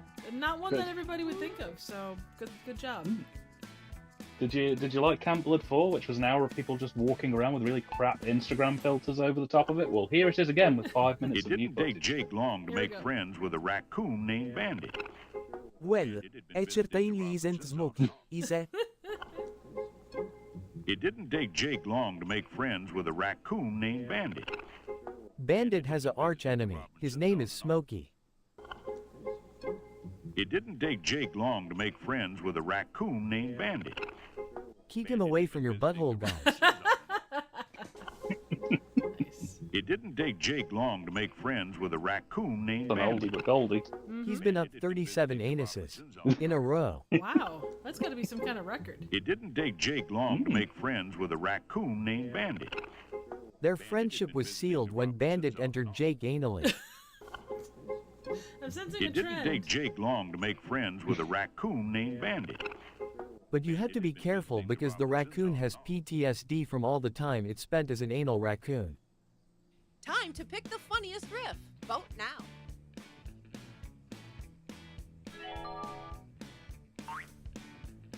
Let's see. They tried to remake the Thomas Crown Affair again a couple years ago with Michael B. Jordan. That's fallen into development hell.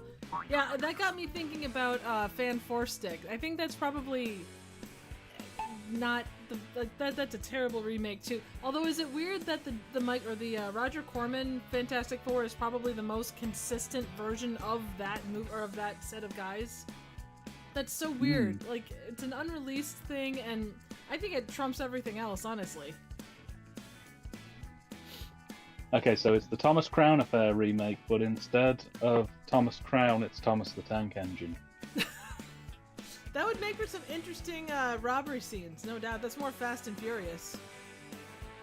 You see a train smash through the side of a building every time he needs to enter a scene. I'm glad you enjoyed them, John. They weren't terrible, they just weren't really my thing. Well played, good riffer.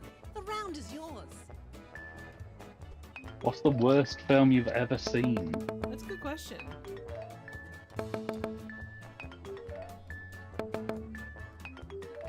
I don't know, Return to Camp Blood gets my blood pressure up.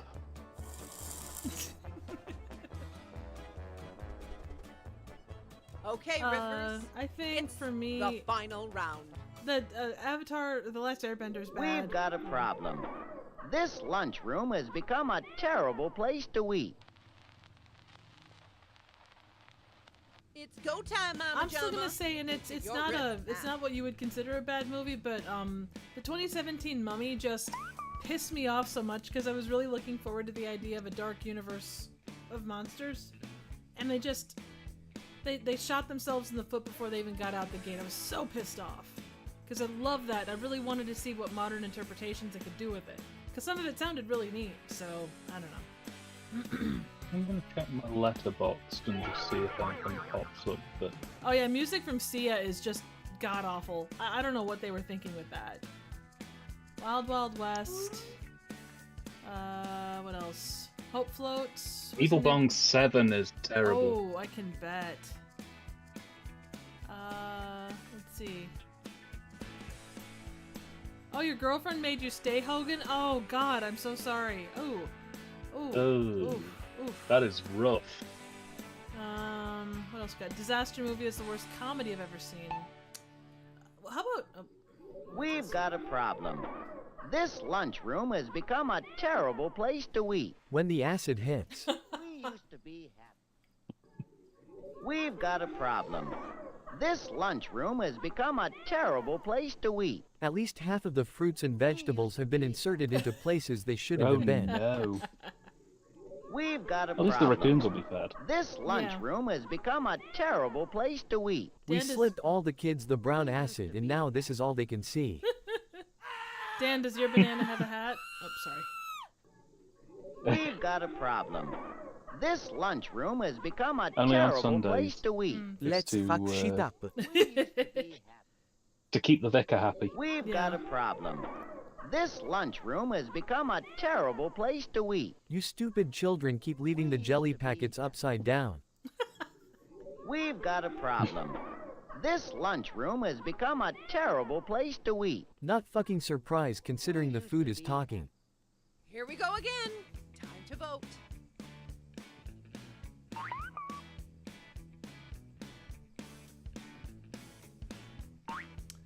Well, let's see. On the franchise I'm mad at is the Terminator. They just keep refusing to make a movie about the post-apocalyptic robot war. Yeah, that is weird. You would think that they would go that route. I mean, what's stopping them from doing it? You know? They did try with Salvation, but it just wasn't that good. It was alright, but it wasn't that good. Yeah. I think that might have given him cold feet on it, honestly. I just remember there was a comic series called Terminators versus Aliens, where they literally had Terminators fighting aliens. Yeah, that was a series. I want to see him cross over with The Mask. I want to see Terminators versus The Mask. That could be funny. Oh, that could be awesome. Have Arnie with green CGI face paint on, running around saying "smoking." Ah ha ha. Be great. Let's see. Did anyone else hear about James Cameron having a tantrum over people rightly complaining about his 4K remaster ruining the film with AI? I think I remember hearing about that, Liam. Yeah, James Cameron's a bit of a knob. Well, that's a lot of them, though. I mean, you know, there was a certain way of filmmaking, and like some of them go ahead and use whatever tools are at the disposal, regardless of what it means for the greater overall cinema view. But that's not a good thing. James, congratulations! Congratulations! Remember, there are no losers here. Only people who didn't win. Nicely done. No, yeah, very nicely done. Yeah. All right. Let's see what we got here. All right, Logan and Jen, if you guys want to jump back into this one, let's see. We've got James was our winner. The grass salesman was Help. Jack Frost the snowman was Malort. Trembling patient was Liam. Norman Kranzner is Dan, and Surly Dollmaker was Fedicus. Nice. Nicely done, all. I'll sit this one out as well, Trev, if you want to jump in on a game. Riffing commence! Head to rifftrax.games and No, I found James Cameron both snarking on people. He basically said people who pay too much attention to film grain obviously haven't left their basement in enough time. And my response to that is I think it's a bit rich coming from a person who has frame by frame gone through and said that they frame by frame remastered their own films with crappy AI that makes everyone look like Play-Doh. If anything, he has spent more time looking at his film than most of the basement people. And hey, these basement people have a point, so and you vote for your favorite. Round one. Yeah, he's just a bit weird. I think I can trust you, Larry. After all, I'm just trying to be your friend. Time to bring the funny. Enter your riff now. James's question for the Bastarding 8 Ball is, will James Cameron ever stop being a twat and remaster his movies properly? I'm adding that bit on, because that's what he needs to do. Terminator 4K. Aliens 4K. Who stole my Play-Doh? Unlikely. James Cameron is going to go to his grave making everything look like silly putty. So, that unfortunately, is the case. Oh yeah, that True Lies 4K remaster is abysmal. Well, and if you're gonna charge those kinds of prices, I don't know. Yeah, really I mean the thing is, you just end up creating a generation of people like the people who did the Star Wars original remasters, where they just go to extreme lengths to present the film how it should look, rather than what some director has jumped on the bandwagon for. Yeah. I mean, the only film that really benefited from having AI remastering was Jaws 3, because it's Jaws 3. When everybody was kicking off that Jaws 3 had animation. Here we go. After all, I'm just trying to be your friend. You'll never have any real ones after all. I think I can trust you, Larry. After all, I'm just trying to be your friend. Boy, I puffed the magic dragon way too many times. I think I can trust you, Larry. After all, I'm just trying to be your friend. 'Cause you can absolutely trust a stick figure that hasn't fucked a couch, I swear. I think I can trust you, Larry. After all, I'm just trying to be your friend. If you don't fuck off, I'll rub you out. Ooh, that's a threat. I think I can trust you, Larry. After all, I'm just trying to be your friend. Also, I'm forklift certified and I have a shotgun I bought from Sorensen's. I think I can trust you, Larry. After all, I'm just trying to be your friend. Oh God, where are your nuts? Got a favorite riff? Vote now. No, I was just gonna say the when all of the fuss was kicking off that they'd used AI to restore Jaws 3 to 4K, my immediate response was, "Oh no!" followed by, "Wait a second, it's Jaws 3," and then just kind of like, okay.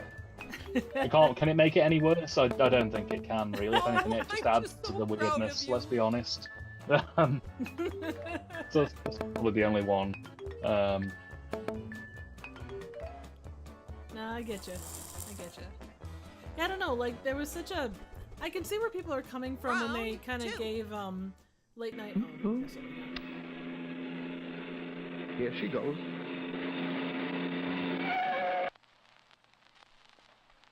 You've seen the clip? Now enter your riff.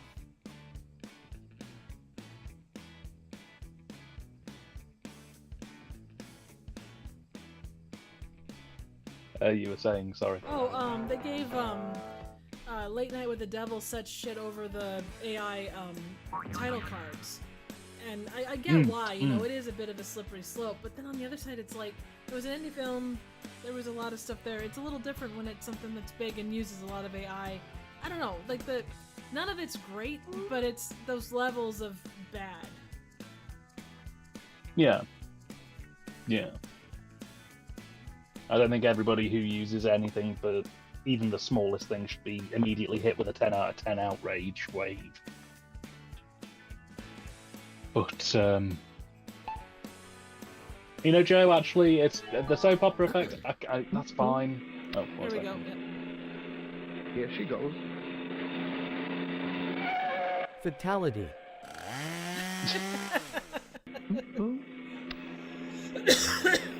Here she goes.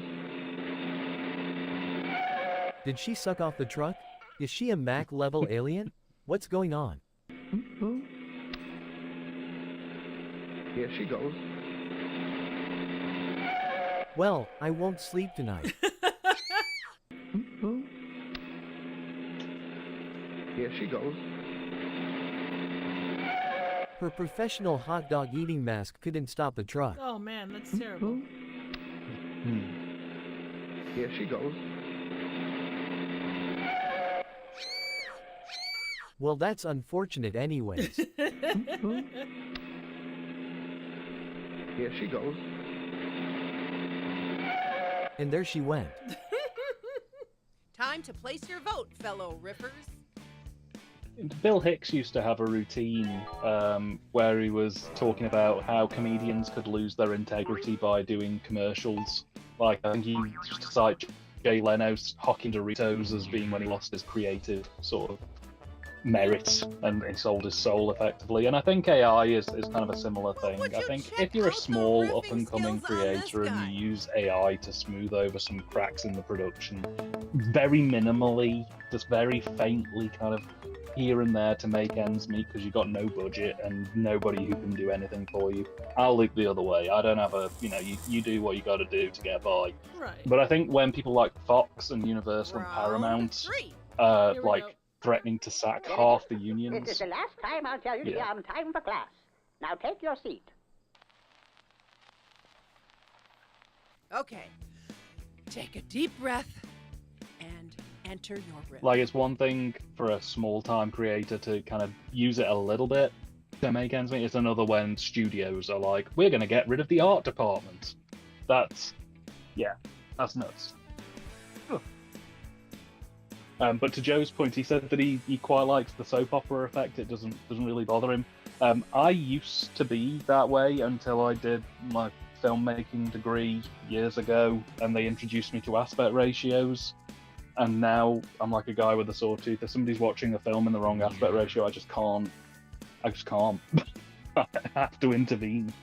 And I used to be so open about it. It was like, I don't care, the film's a film. And then they introduced me to aspect ratios, and now I can't sleep at night. So. Yeah, it does totally change your perspective of things. I drive people nuts. Oh yeah. It's the people that. Benedict, this is the last time I'll tell you to be on time for class. Now take your seat. or I'll turn you into scrambled eggs with upside-down jelly packs. Benedict, Give me this is the last indigestion, time I'll guys. tell you to be on time for class. Now take your seat.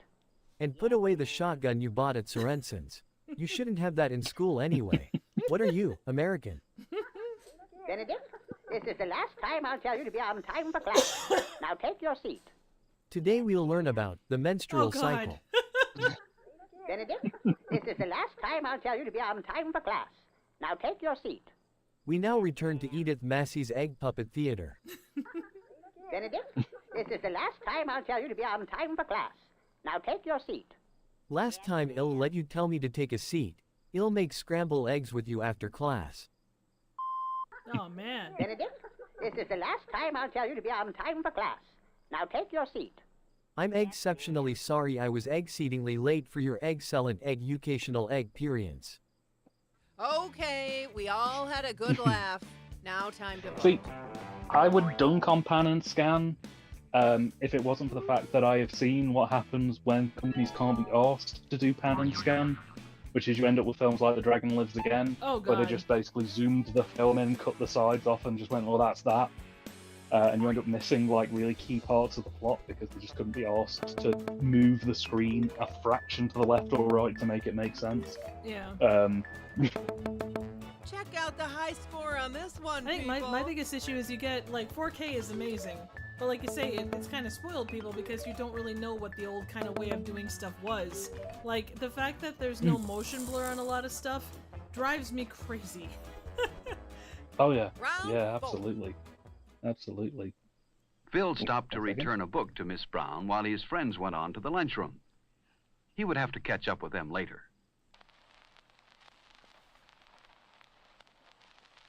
It's go time, Mama Jama. Into your riff now. It's one of the few things I actually quite like about Gold Ninja Video. So basically, the way it's kind of always been touted is that Blu-ray is as close as you can get to holding the film print in your hands if it's like a 16mm film print kind of deal. 4K is the closest for 35mm or digital. But Gold Ninja Video, rather than cleaning the film up to within an inch of its life, they've actually started a new line that takes old public domain movies, gets the prints, gets physical 16mm prints of these films, scans them in HD, but leaves the warts and all kind of mess on the print. So you can kind of see how it would have looked just being screened in a cinema back in the day rather than seeing something pristinely presented. So they did a version of White Zombie recently, the Bela Lugosi film. And you can get a really cleaned up, nice copy of White Zombie, but that's not how it would have Phil looked in stopped theaters to at the return a time. book to Miss It would Brown be while a his bit more friends messed went up. on to the lunchroom. He would have to catch up with them later. Oh, it's been a minute. Bill has a bright future of putting jelly packets in the proper place on a With the plate. jelly packets. We don't even call them Phil jelly, it's stopped to jam return a over book here. to Miss Brown while his friends went on to the lunchroom. He would have to catch up with them later. Here's Mein Kampf back. On his way, Oh no. Phil stopped to return a book to Miss Brown while his friends went on to the lunchroom. He would have to catch up with them later. He's staring at her tits. Well, yeah. On his way, All right. Phil stopped to return a book to Miss Brown while his friends went on to the lunchroom. He would have to catch up with them later. He found out why they call her Miss Brown when her anal raccoon came out. Oh, dear God. Phil stopped to return a book to Miss Brown while his friends went on to the lunchroom. He would have to catch up with them later. He's gonna tell his buddies how he did it with the teacher and then they're all gonna high five. Phil is so cool. Phil stopped to return a book to Miss Brown while his friends went on to the lunchroom. He would have to catch up with them later. This is J.D. Vance's sexual diary. Shame I wonder what couches he screwed. Time to pick the funniest riff. Vote now. But yeah, no, so Gold Ninja are doing a line of kind of slightly roughed up film prints of public domain stuff. So, like say, in White Zombie recently, it's in its original aspect ratio, but it's got that roughness that you would have seen from having it run through the projector like 10-15 times during its initial run. It's cool. It's a nice companion piece to the Criterion release of it, and they're planning on doing some more, which is, you know, a nice thing. I'd be interested to see what they'll pick up next, really, with it. I will will say, I think it would be good if they, when they do the 4K, you know, just toss on like the original version so it's there. You know, if you're paying the extra for that release, why not have that version of it? That way you have the choice. The Oh, yeah. final round. Absolutely, absolutely. Where are you going? Just a stroll. Time to bring the funny. Enter your riff. I mean, that's one of the things I do quite like about Vinegar Syndrome in particular, and Agfa do it as well. They'll sometimes clean a film up to within an inch of its life, but as an extra they'll include like a grindhouse copy, which is just basically the unremastered version. So if you want that little bit of dirt thrown back in to, you know, add to the aesthetic, it's there for you. And that's a good way to do it too. Mm. Oh yeah, absolutely. I mean, it's nice to give people the choice. And in some cases, it can be really interesting, especially if it's been a difficult remaster, because then you can kind of see just how much work has gone in to seeing the, you know, before cleaning up and after cleaning up. Yeah, absolutely. Sorry, I'm just trying to finish up here. No trouble.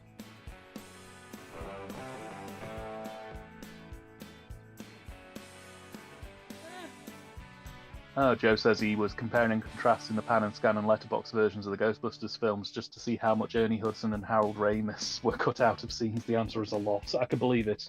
I can believe it.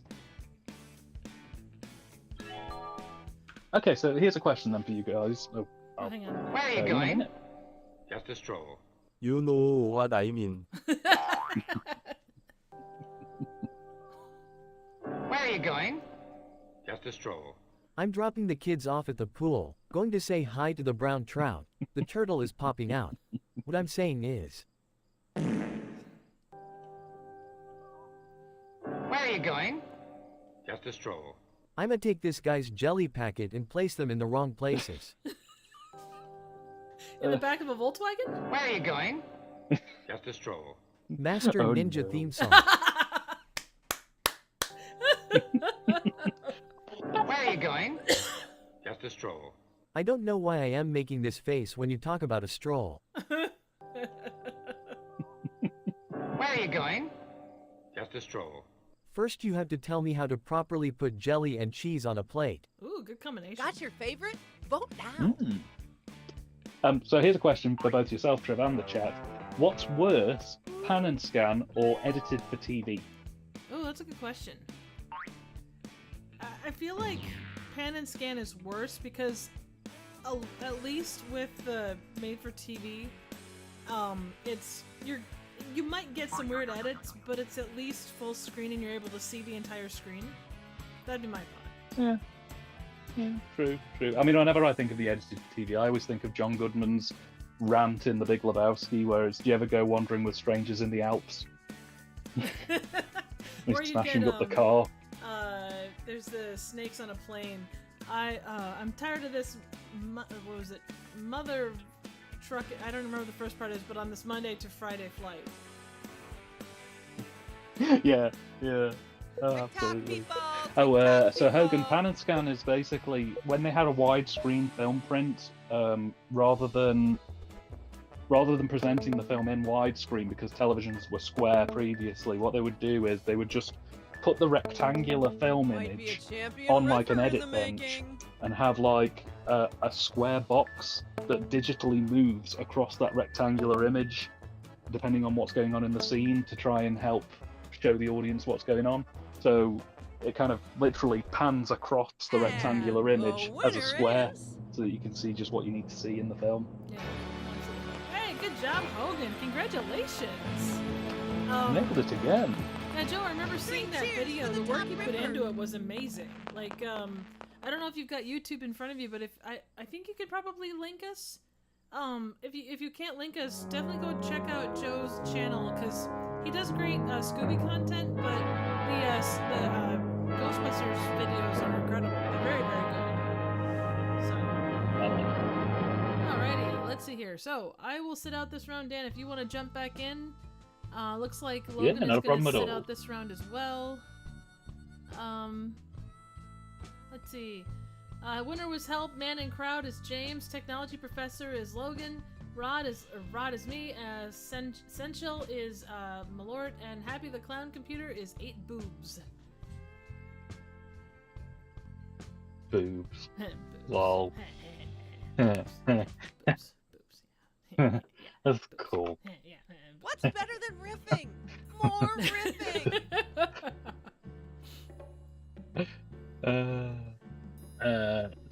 All right, here's a question for chat. What are your thoughts on so there's been all kinds of really good and really crap independent horror that's come out that are both loved and absolutely detested.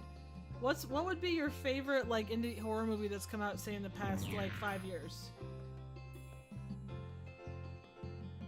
Regardless of where you saw it. I'm still trying to find Joe's Ghostbusters video. Is it the Unreal Ghostbusters lawsuit, or is it 13 Overlooked Moments in Ghostbusters? Hello, I'm aspiring not sure, riffers. actually. In each round of writer riff mode, a Joe, movie can clip you will help play. us with that? Every clip has a spot to write your own joke. Yeah, just or chuck a riff, link in as if we you can call find it, Joe. If not, just let me know and I'll chuck a link in. It looks like he posted a link It in isn't as chat bad for, as it for looks Dan. or feels. So I don't... Oh, fab. Let me find that then. Go ahead Are and play you right the now. next top riffer? Enter your Oh, riff. yes.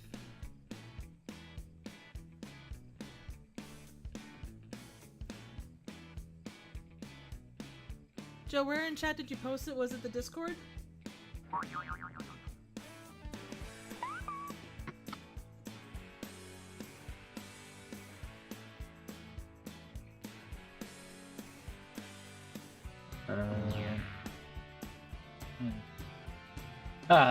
No. I was gonna say, I'm not seeing it. Found it. Oh, I found it? Okay, cool. Yeah, I got it. There we go. A lot of heavy lifting here. Moving the link over from I one was gonna page to say, another. for actual If it chat, goes. for actual chat, I'm not sure you can actually, I think only Dan and I can post in the actual, links in the actual chat. It's to stop you guys linking It to isn't as bad porn, as it which we looks know you or do. feels. We know you do But you will that. turn into a human-sized beaver. Oh no! It isn't as bad as it looks or feels. Just rub some dirt on it, you fucking pussy. It isn't as bad as it looks or feels. He's gonna be saved by bicycle repairman, who will wipe out all the communists and tell the owner of the server that there's a commie rat in there. I understood that reference. Yeah, see. It isn't as bad as it looks or feels. Tis but a scratch.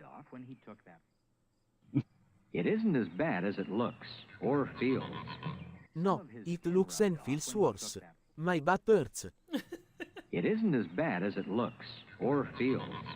Bomb. His skin rubbed off when he took that. The riffs are in. Time to vote. I was gonna say, I saw one on Tube and it was more horror comedy, and it wasn't the greatest thing I've seen, but it was actually quite fun. They took it's kind of like RuPaul's Drag Race meets From Dusk Till Dawn, and it goes a little over the top with the sassy drag queen verbiage, but overall it was actually a really sharp and very funny movie. There's a lot of great references that, Well, that I, for play one, well. am I'd like to impressed. cover it at some point. It's just a matter of getting my ass in gear and, keeping up to Hey, date with we're my going habits into and the busy time of year, haven't we? shit. Well, it's been busy, so I don't know. I think probably the one I'd go for would maybe. Good. Round 2. Oh, I'll just wait till this. does Now, its Jake thing. knew that bears were fine people if you left them alone. It's that time again. Enter your riff now. Yeah, John, I really enjoyed X as well. I wasn't so high on Pearl, and I feel bad because I feel like it was as good of a movie. I don't know, maybe I need to go back and watch it again, but it just didn't hit me quite the same way that X did. I'd be interested to see what Maxine is. I've not been able to see that one yet, so. Yeah, same. Mine would probably be something like Deadstream. I really enjoyed that one. That one's so fun. Well, it's kind of relevant to what we do, too. And the thing was, it's such a fine line between it being genuinely quite, watchable and being very, very irritating, but it just stays on the right side of that line for the entirety of the duration. I really enjoyed it. I thought it was a good film. Apparently, Vinegar Syndrome might be doing something with it at some point. So, Really? if they do put out like an all bells and whistles 4K or Blu-ray release of it, I'll pick it up. Yeah, I was thinking, it's one of those that I would enjoy picking up too. It was just such a fun movie. What else is there? I'm trying to think. I've seen so many. Hundreds of Beavers. Yeah, that one wasn't necessarily horror, but yeah, no, that one's fantastic. Now, Jake knew that bears were I fine don't know, a lot people of if you beavers left got them hurt alone. very badly. But a fine person was not. Enter superted. Now, Jake knew that bears were fine people if you left them alone. If you get too close to them, they'll rip off your private parts. Ooh, ouch. Oh no. Oofed. Now, Jake knew Big that oofed. bears were fine people if you left them alone. But Jake wants to shake hands with danger. Now, Jake knew that bears were fine people if you left them alone. Guy on a buffalo. Punch that bear in the face. Now, Jake knew that bears were fine people if you left them alone. Yet if they can't find honey, they'll go for blood I'm instead. gonna dig out the guy on the Buffalo music video Now, now. Jake knew that bears were fine people if you left them alone. What he didn't know, however, was anything about horses or bison for that matter. Oh no. Time to pick the funniest riff. Vote Ooh, now. that Argentinian horror movie sounds really good, Liam. I actually just saw a South Korean horror movie called Exuma. It was really good, but it's one of those ones where I feel like I need to go back and like look at the lore of Korean burials, because there was a lot of stuff that I don't know, I didn't quite get, and I don't know if I was just stupid or if I was missing bits. Let's see here. What'd you think of the last Godzilla? So cool you're showing the X trilogy, John. That is cool. Let's see. I'll drop in if I can. Yeah, no, absolutely. Let's see, the latest Godzilla movie. Are you talking about Godzilla -1 or the Godzilla vs. Kong? Because they both kind of came out roughly the same, well, not quite the same time, but in the same kind of span. Good.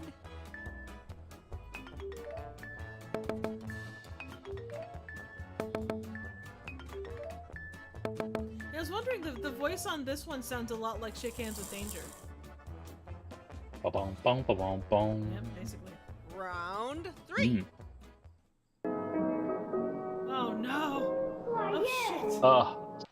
Love Fun in Balloon Land. You've seen the clip? Oh wait, no, sorry, that's the wrong reaction. I hate Fun in Balloon Land. Guys, I might need a minute. That one made me sick.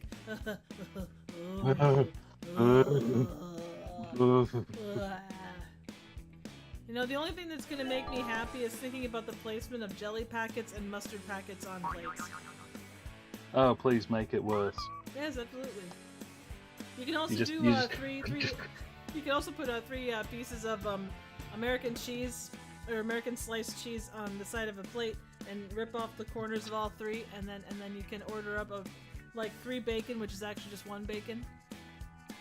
I just want a standard breakfast. I don't want your cheese knowledge. Well, what is a standard breakfast? You're going to Waffle House. I mean, are you gonna get a waffle? Or are you gonna get pancakes? Are you gonna go eggs? I want it. I mean, it's called a full English breakfast. We've been making it for hundreds of years. You just put a sausage, a bit of bacon, and some egg on a plate with a bit of toast. Sorted. What about tomatoes? It's hurting my. When we're optional, it's hurting my brain. What about mushrooms? In profound ways. I don't like mushrooms. Your funeral plan. Mushrooms make me cry. What about baked beans? Yeah, baked beans are good. In just I'm British. a complete bastard. Oh god, I don't feel so good.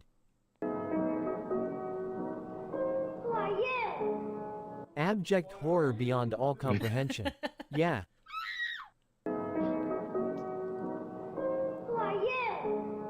I am simply a figment of your imagination. Stay off the E-numbers, kill.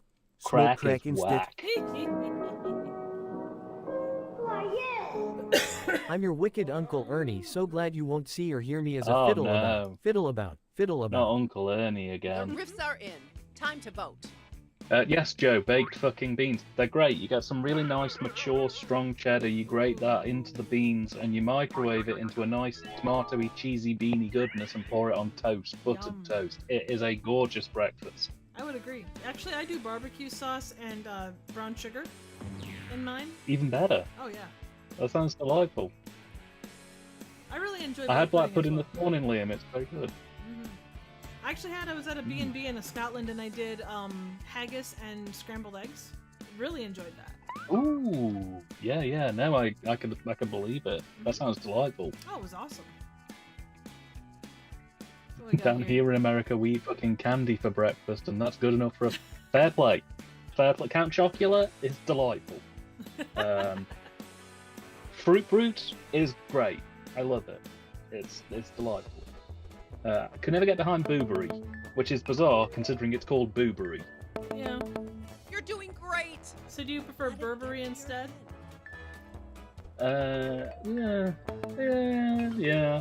Yeah. Not too much though. Yeah, fair. Hey, you go like a really thick Texas toast with your baked beans. Oh my god. Ooh, yeah, good farmhouse. Just like. Round 4. Think of it, Helen. 200,000 miles away we were. Yet we knew it would be like this. Okay. Take a deep breath. I'll see you've got really good taste, Joe. Enter your riff. Let's see, what else have we got here? I actually did, I didn't like. Oh, good. Oh, no, you go ahead, I'm just gonna say I did a Rice Krispie treats, but I did them with Cocoa Puffs. It was really good. I can imagine. I like Cocoa Puffs. I like Cocoa Pebbles. Lucky Charms, I'm not that big on. I've always wanted to try Apple Jacks. I've heard that they don't taste like apple. They're more cinnamony than apple? Okay. Think of it, Helen. Okay, I can believe that. I can get behind 200,000 miles away that. we were. Yet we knew it would be like this.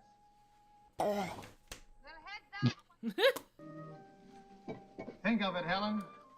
200,000 miles away we were. Yet we knew it would be like this.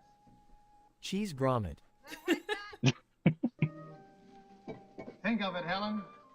200,000 miles away we were. Yet we knew it would be like this. Now where's the Waffle House? Think of it, Helen. 200,000 miles away we were. Yet we knew it would be like this. Judging by the cheapness of our spacesuits, we have landed in an episode of Blake's 7. Think of it, Helen. 200,000 miles away we were. Yet we knew it would be like this. It's just like the gypsy woman said. The prophecy was true. Nice. Think of it, Helen. 200,000 miles away we were. Yet we knew it would be like this. In space, no one can hear you scream in pleasure or pain. Here we go again. Time to vote. So I am Last always... year, What? Go ahead. Oh no, it was just a quick one. I was going to say, last year, speaking of Rice Krispie treats, they actually, I think you sent me some. They made Rice Krispie treats out of the Monster cereal, so they had like Count Chocula Rice Krispie treats, basically. Yeah. They were really good. You want me to look Well, up really for good. look for them again for you? If they're around, I certainly wouldn't say no. They were delicious. They were ones that I didn't have them very often, but I'd sort of pick at them whenever I got peckish. Doing And great they were there. great. Don't get cocky. To answer your question, Joe, I am always for homemade whenever possible. I'm also like a local restaurant snob kind of person. I prefer Okay, making my Riffers, own, but if they can be so the messy, final if round. you don't have time, store-bought ones are fine as long as they're fresh. Jim, a new type of monster has appeared. What? It's go time, Mama Jumbo. That was a very Midwestern Your answer, by the way. Oh. Just saying.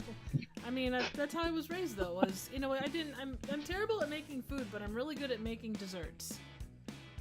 So I try wherever I can to make my own shit. By the way, if you ever want really good, kind of a different variation on chocolate chip cookies, you just do cinnamon in them, and that adds a whole new dimension of flavor.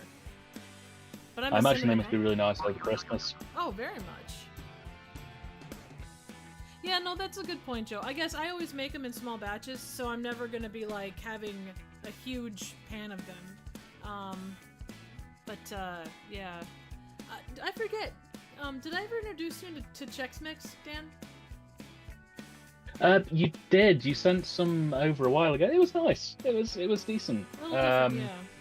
It's just a shame the logistics of getting the ingredients to make a Chex Mix over here is such a pain in the backside. Otherwise, I 100% understand. But yeah, it was nice. It was nice enough. I need to send you guys. Have you ever had Bombay Mix? I don't think so. I'll try and get you a bag. It's really nice. Jim, a new type of monster has appeared. What? The Weinstein. Jim, a new type of monster has appeared. What? Get off your ass and kill something, soldier. You're in the U.S. Army. Killing things is your literal only job. Jim, a new type of monster has appeared. What? J.D. Vance. Jim, a new type of monster has appeared. What? He's called Shady Vance. Jim, a new type of monster has appeared. What? Its name is Marjorie Taylor Greene, and she's got a partner named Alex Jones. Oh, God. Jim, a new type of monster has appeared. What? It apparently feeds on Vindaloo. Ooh, Got your favorite? Vote now.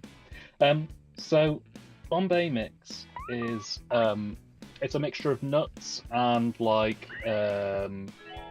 crisp, like pretzel-y type stuff, but it's covered in Indian spices. So there's like some curry spice on there, things like that. There's no major brand for it. They're all just kind of sort of off-brand varieties you can pick up. But if I can find some, I'll send it over to you because they are really good to nibble on. Absolutely. Kind of like a trail mix, but yeah, Indian spice. I get you. That sounds amazing. Would you check out the riffing Joe, yeah, skills on Worcestershire this sauce guy? normally goes into it, so. And yeah, my nieces used to play the Chex Quest, and they were all really surprisingly And the good winner at it. is...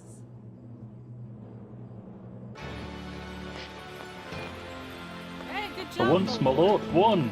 Yay! You are the gasoline alcohol tasting liquor of our hearts. Just don't literally lick our hearts because that probably wouldn't be very good. That's good kerosene.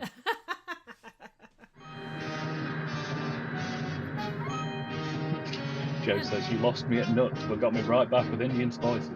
But did we lose you at these nuts? Hi-oh! Alright, Jen, Logan, if you guys want to jump back in, Oh, congratulations, Kurt! Well, as the king, you also do get a question for the Bastarding 8 Ball of Truth. So, if you have a yes or no question, the ball knows all. Yeah, alright. You guys go ahead and jump. Oh, I guess I should probably hit the new player button. That would That would help. Better than riffing. No doubt. More riffing.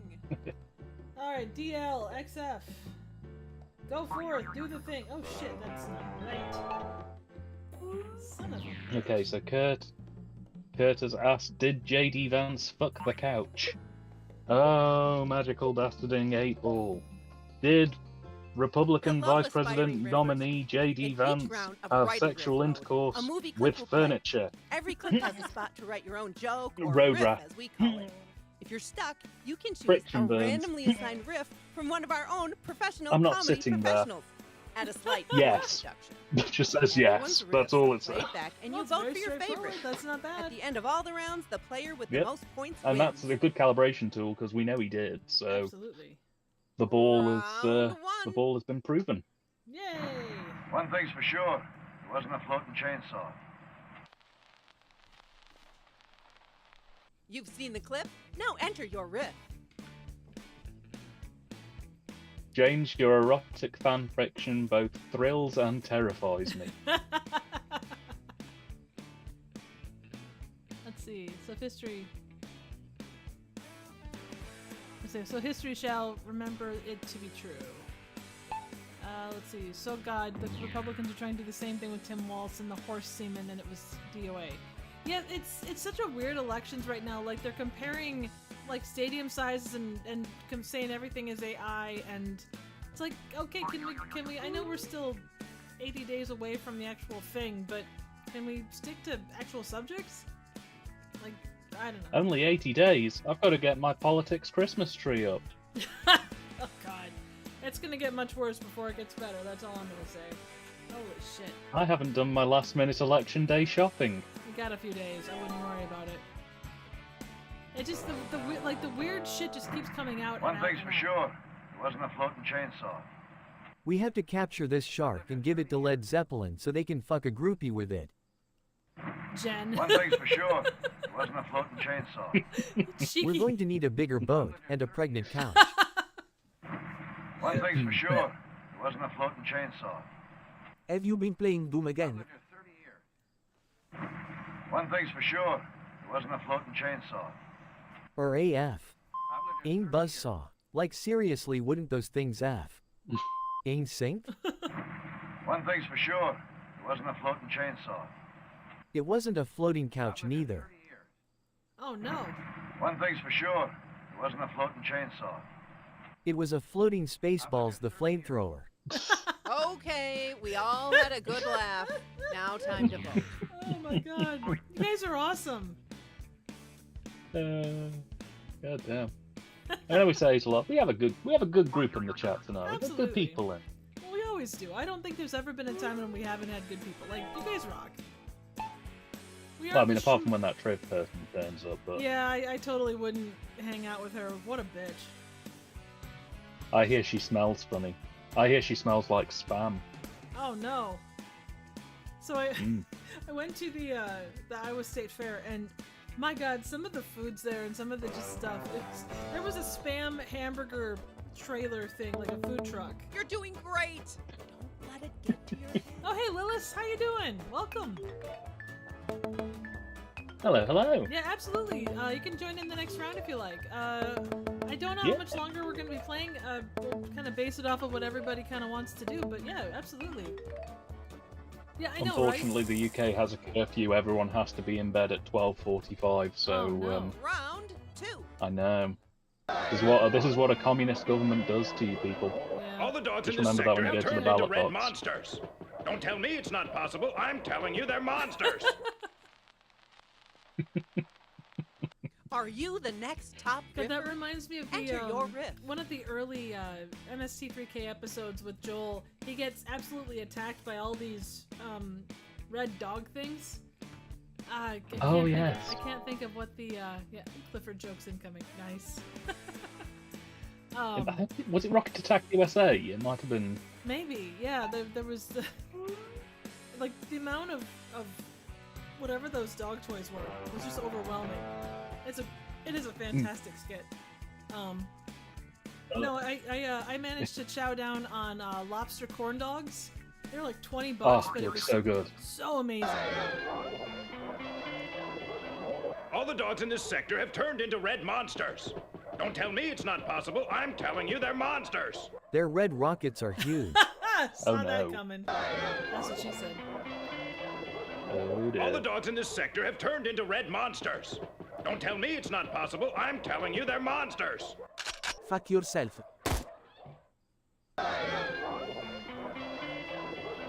All the dogs in this sector have turned into red monsters. Don't tell me it's not possible. I'm telling you they're monsters. J.D. Vance impregnated Clifford. Oh my god. Oh. All the dogs in this sector have turned into red monsters. Don't tell me it's not possible. I'm telling you they're monsters. Quick, get Christy Noel as soon as you can. Oh shit. Oh shit. All the dogs in this sector have turned into red monsters. Don't tell me it's not possible. I'm telling you they're monsters. We just want our waffles. Fair. All the dogs in this sector have turned into red monsters. Don't tell me it's not possible. I'm telling you they're monsters. Gromit's pissed off we ran out of crack. Time to place your vote, fellow riffers. This is a bit of a deep cut, but does anybody here who backed the original, the season 12 Mystery Science Theater Kickstarter to get more episodes made, does anybody remember when they tried to redesign the Satellite of Love and it just got shot down hard within like 12 hours of it going live? I don't remember that, but I only partially paid attention to the updates. It was kind of like donate and then on with my day, but I wouldn't be So the way surprised- they redesigned it, it was still going to be a bone shape, but one end of the bone, rather than it being like, they were going to twist it so that it would Their justification in the show was that by twisting it sideways, it would mean that it would fit in with the fact that it could show stuff in widescreen, but it just ended up looking like a giant penis with balls. Oh, very well. If you choose to play the And leopard, no one was happy. I shall hunt you like a leopard. Uh-oh. It's that Oops. time again. Enter your riff now. Let's see. So was Attack of the Super Monsters like an anime movie, or was it a series? Maybe both. Possibly. Maybe it was a series that got cut down to a film, because that's quite common as well. They used to do like serialized programs and then cut them into a film. Yeah. Well, they did that with a couple on MST3K too. I'm trying to think. There was one I covered a while ago on the channel. There was a Japanese 13-part like mini film series, but they just cut it all together into like one big film.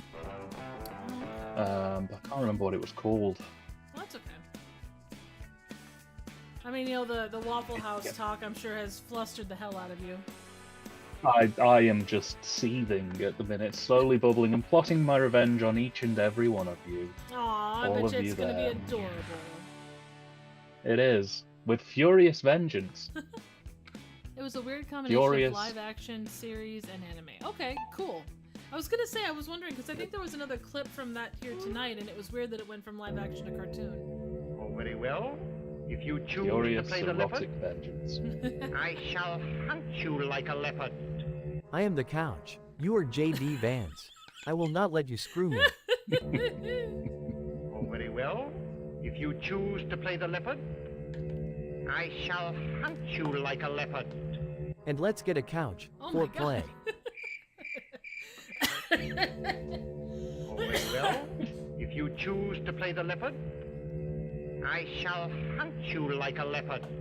I don't have a riff for this one, so just vote for couch. They're pregnant and will have a baby recliner to feed soon. Oh, very well.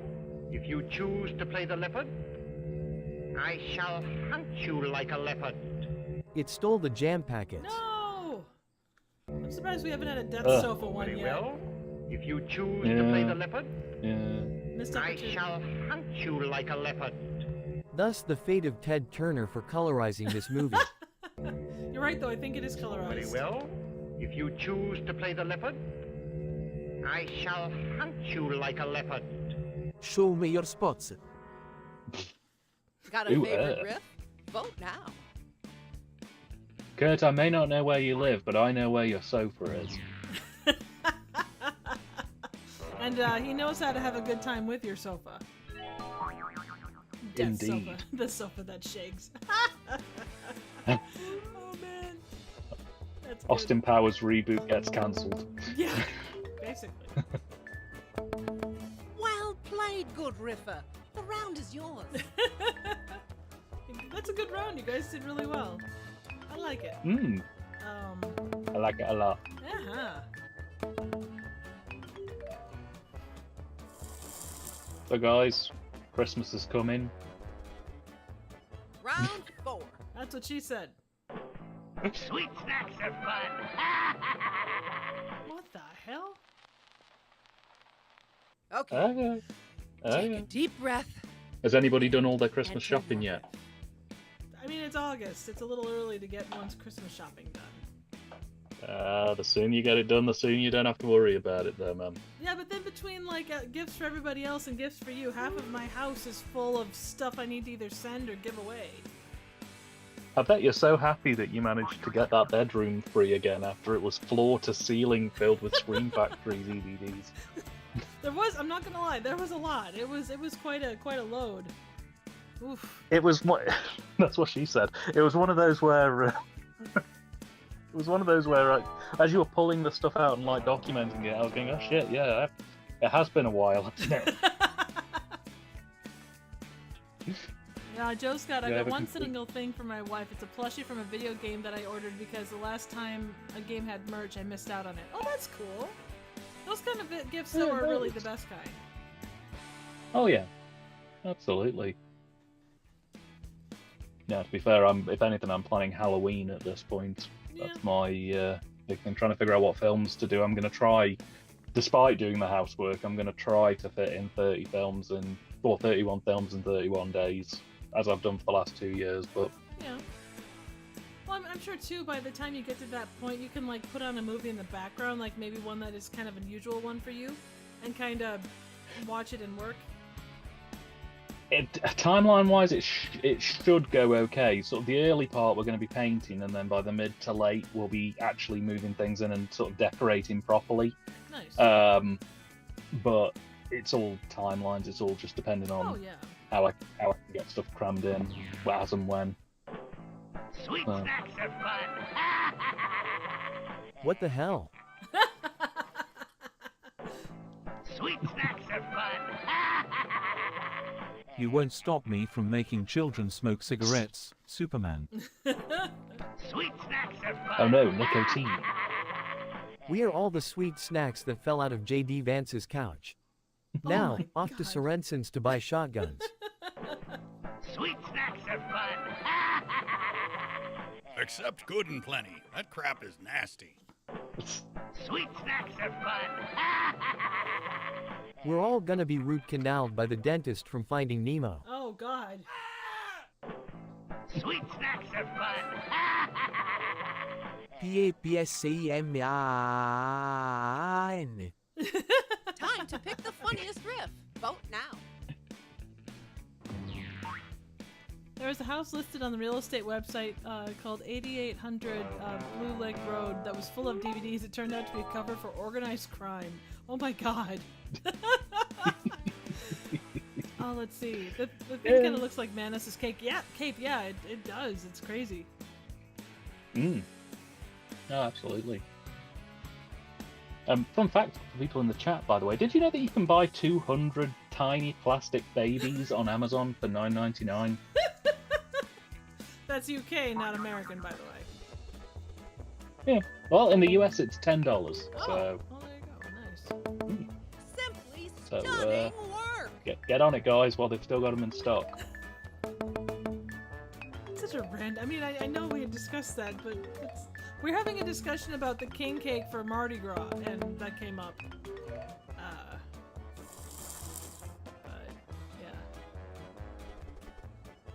British Okay, riffers, half pennies, shill, it's farthing, the I final get, round. guineas.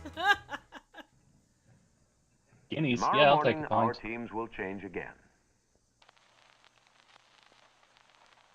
Time to bring the funny.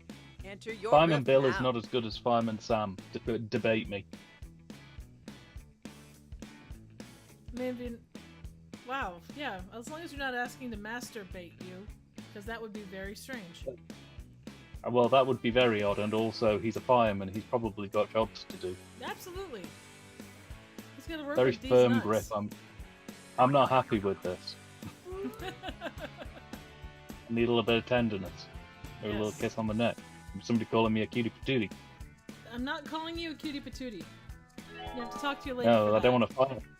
I want the fireman to do it. Otherwise, I'm not interested. Well, I mean, he's already wearing his rubbers, so you know he's good there. Well, as long as he stays outside of the splash zone, I'm sure we'll all be okay. Oh my God.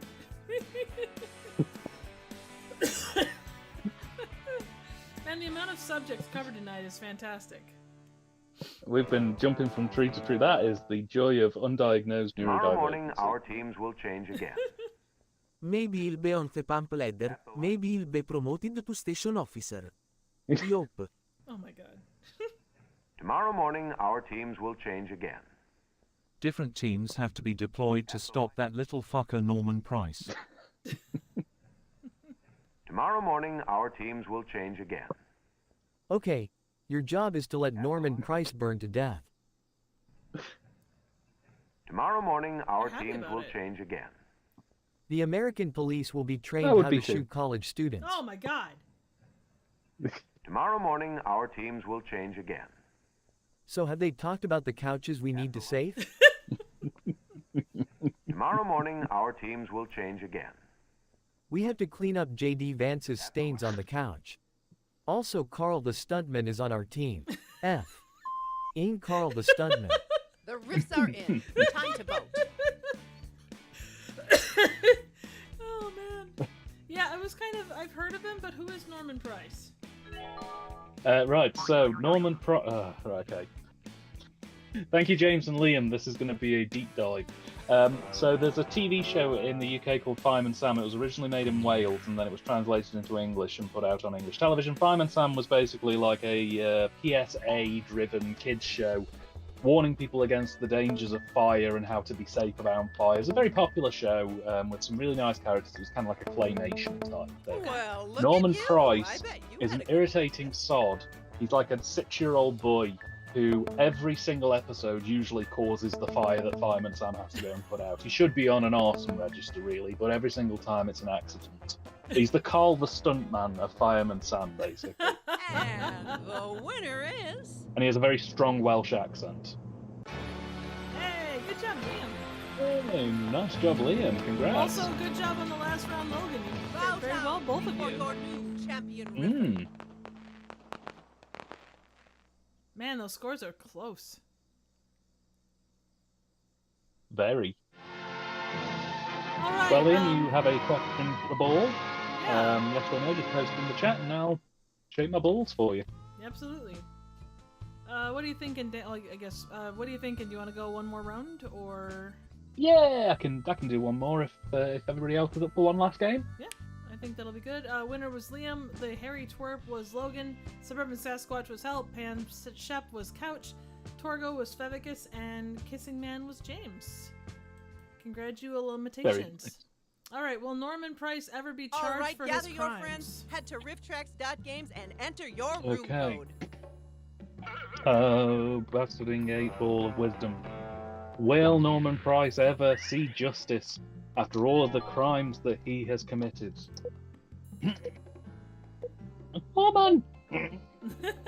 Oh, man. Hello, aspiring riffers. In each awesome. round of writer riff mode, a movie clip will play. Uh, Every clip has a spot to write it your own shall joke be. or riff, as we call it. So yeah, If you're Norman's stuck, going to you jail. can Well, he's choose going a to a randomly youth assigned riff offenders from one of place our own first, and then he's professional going to comedy jail. But professionals. Nice. At a good. slight I point. think good. Absolutely. Round 1. Here we go. It's the last straw. I'm going up and pack my bag, you hear? Time to bring the funny. Enter your riff now.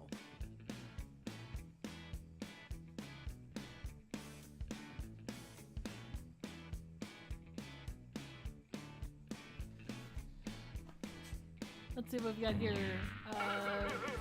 Taffy 316's reaction to Fireman Sam in action is funnier than watching Fireman Sam in action. That tends to be the case, though. There's a lot of these reactions and such, or the stories behind whatever the movie is or TV show that are actually better than the actual media. It's amazing. Oh yeah, yeah. Sometimes the best way to view longer form content is to have a supercut where somebody actually just reacts to it. Oh yeah, like I'm not a big and I shouldn't say that because I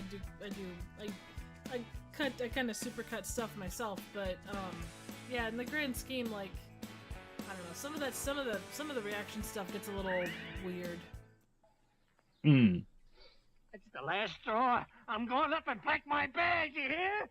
Norman.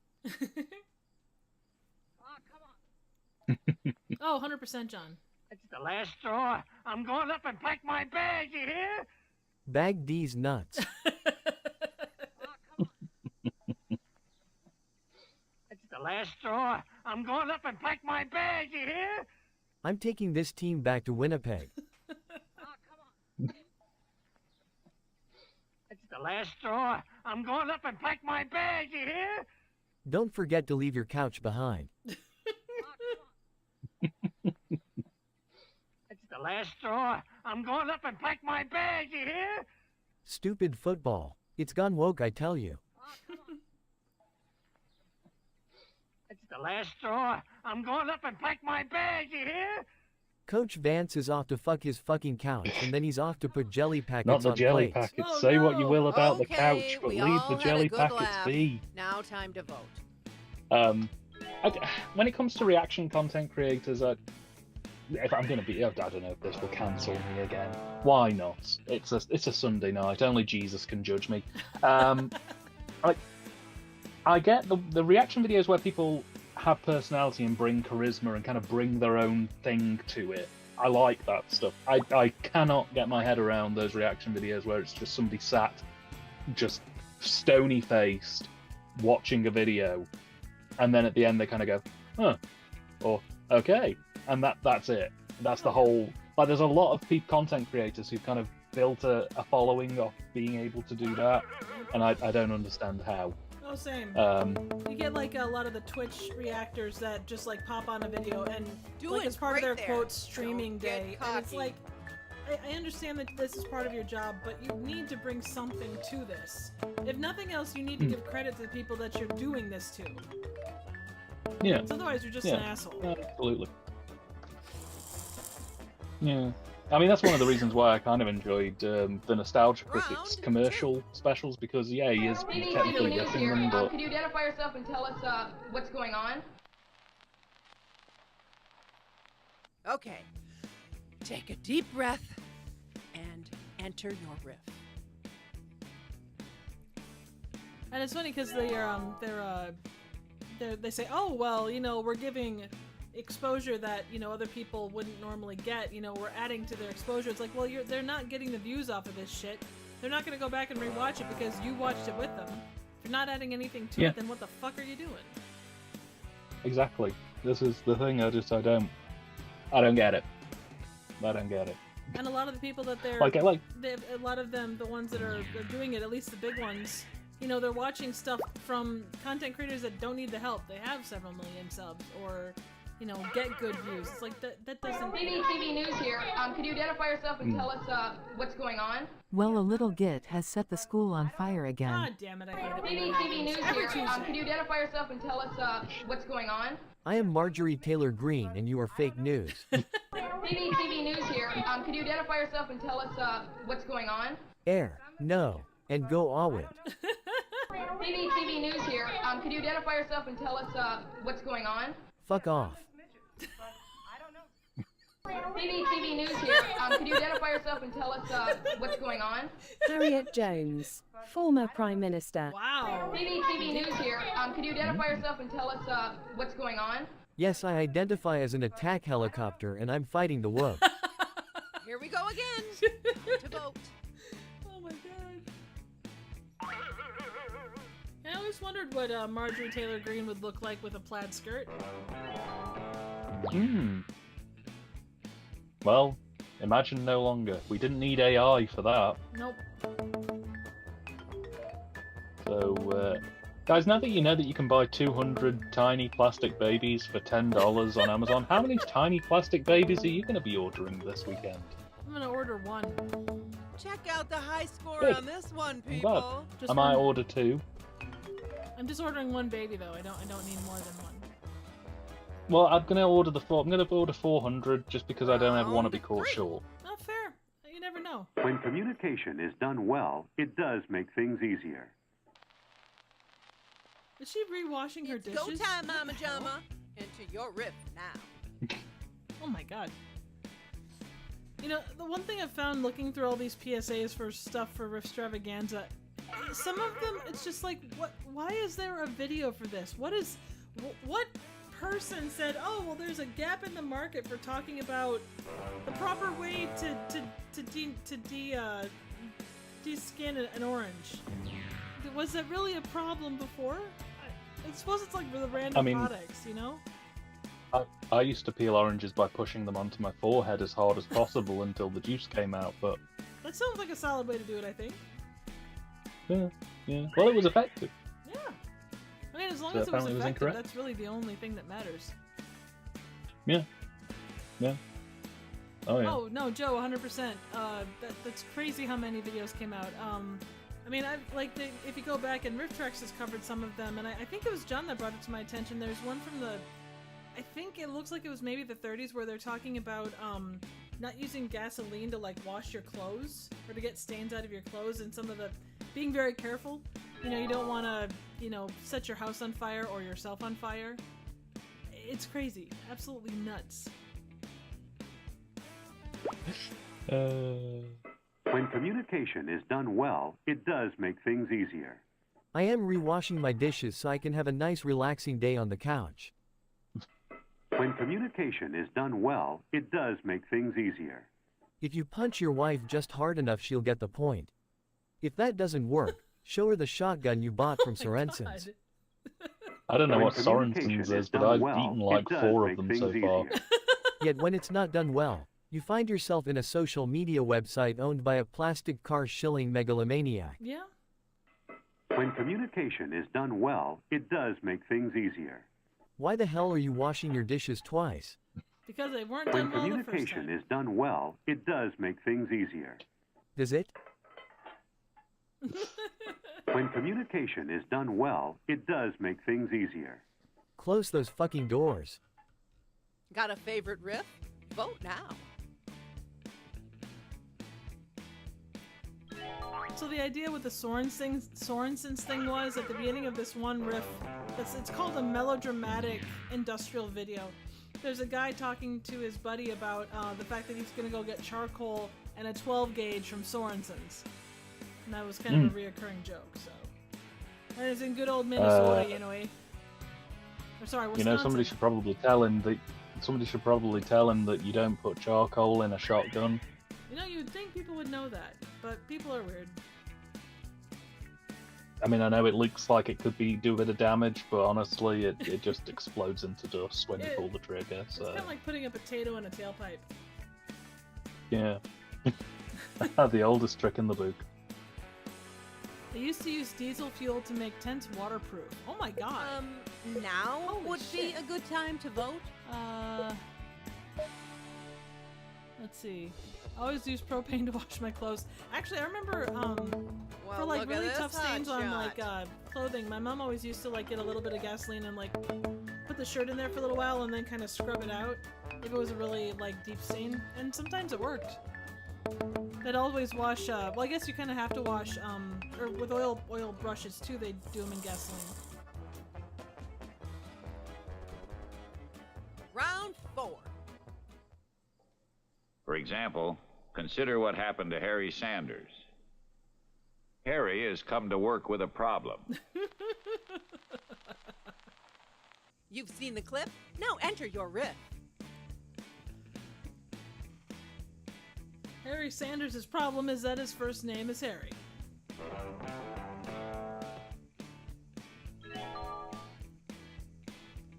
Oh, Joe, I can totally see that.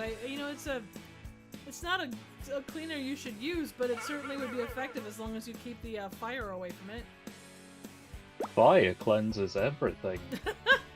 Dan, do we need to have a talk? It's okay. I learned to be cool about fire safety. Gilbert Godfrey taught me. Okay, good. If Gilbert Godfrey hadn't taught you, I would be worried, but I know you're in good hands. For example, consider what happened to Harry Sanders. Harry has come to work with a problem. His sideburns. For example, consider what happened to Harry Sanders. Harry has come to work with a problem. He can't get his wrench up. Oh, damn. Happens to the For best of us. example, consider what happened to Harry Sanders. Harry has come to work with a problem.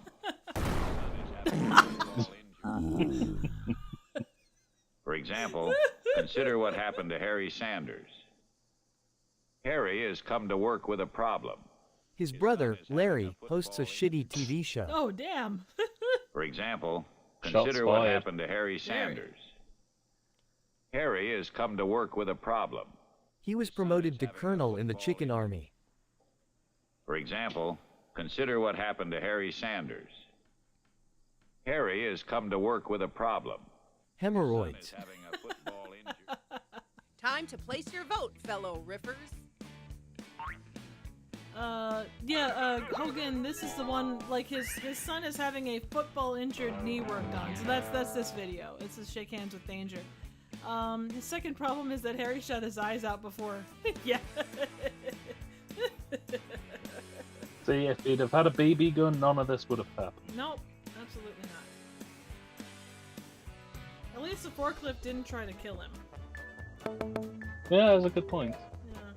We should be celebrating the small wins here. Oh, I'm just so proud of you.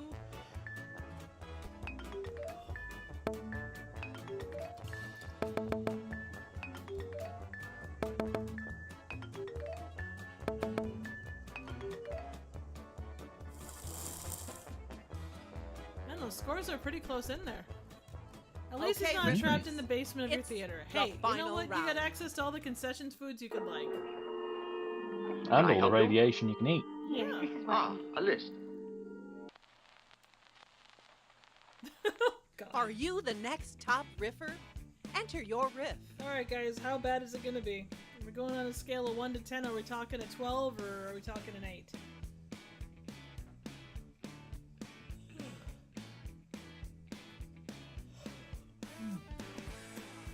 Kenny is now a teenager. Oh, Kenny is now a teenager here. Joe, what are you... I'm sorry, I'm an idiot. What are you referencing there with that? Trev's dosed up on Benylin, and I'm British, so unfortunately we're Oh, Kenny from Gamma. we're both Okay. a bit of a lot. Yeah. Ah, okay. Got it. Sorry. I'm fighting like a coffee stupid thing and it won't go away. Which in some ways I'm actually kind of glad about, but you know. Thanks. I appreciate that. Wow, that's We all love you very much, Trev. Uh-huh. We hope you recover soon. Aw, thanks. That means a lot. From your bottom of my cold dead heart. And so Gamma is a friend. Yeah, we're eating Gamma. Yeah, hey, you know what? Turtle meat is good to eat. Mmm.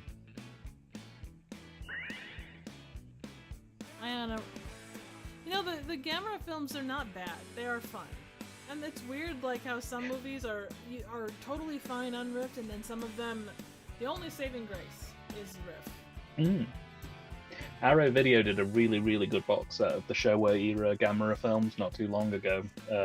Really cleaned them up looking nice. So if you haven't got that, Joe, I'd recommend looking into it because it's a good set. Loads of extras as well. Nice. They really go in depth about them. That's excellent. Better hurry. Can I help you? Here, this is what. A list. Oh, spoke too soon. Definitely more of an inventory. Can I help you? Here, this is what. A list. Sorry, we can't sell you Blood Feast because apparently school children are running around ripping each other's tongues out. Can I help you? Here, this is what. A list. Bell peppers, milk, cocaine for the weekend. Well, we're out of milk. Just give him more Can I help you? Here, this is what. A list. List. Wipe the stains off J.D. Vance's couch, buy a shotgun from Sorensen's, and free the captives from the basement of Triv's theater. Captives, there's only Can one. I help you? Here, this is what. A list. Sorry, we ran I out of don't jam know. packets, and couches covered in J.D. Vance's spunk. Wow. Can I help you? Here, this is what. A list. I do not sell any of these products. Go to the drugstore in Bedford Falls. Got your favorites? Vote now. Joe, I know it's not probably part of your lore, but I like to think you keep that Gamera Blu-ray box set close enough to touch, just as a kind of comfort thing. You know, in the same way that somebody may have the Virgin Mary on their dashboard. You just like, as long as I can touch Gamera, the world is okay. Absolutely. Those Godzilla and Gamera films were on the shelf next to his desk. So, yeah. Sounds like he's pretty close. Mm. Patron saint of nerdy YouTubers, definitely. Might be a champion Perfect. riffer in the making. Love it.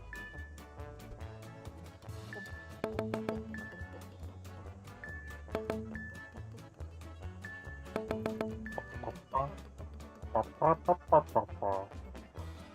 love the polka version of the And the Rifftrax. winner is... If I could hear it, I'd be delighted by it. Help one again. Good Nice. job, Hogan. Nicely done. There can only be Nailed. one. Top Nailed it wonderfully. Absolutely.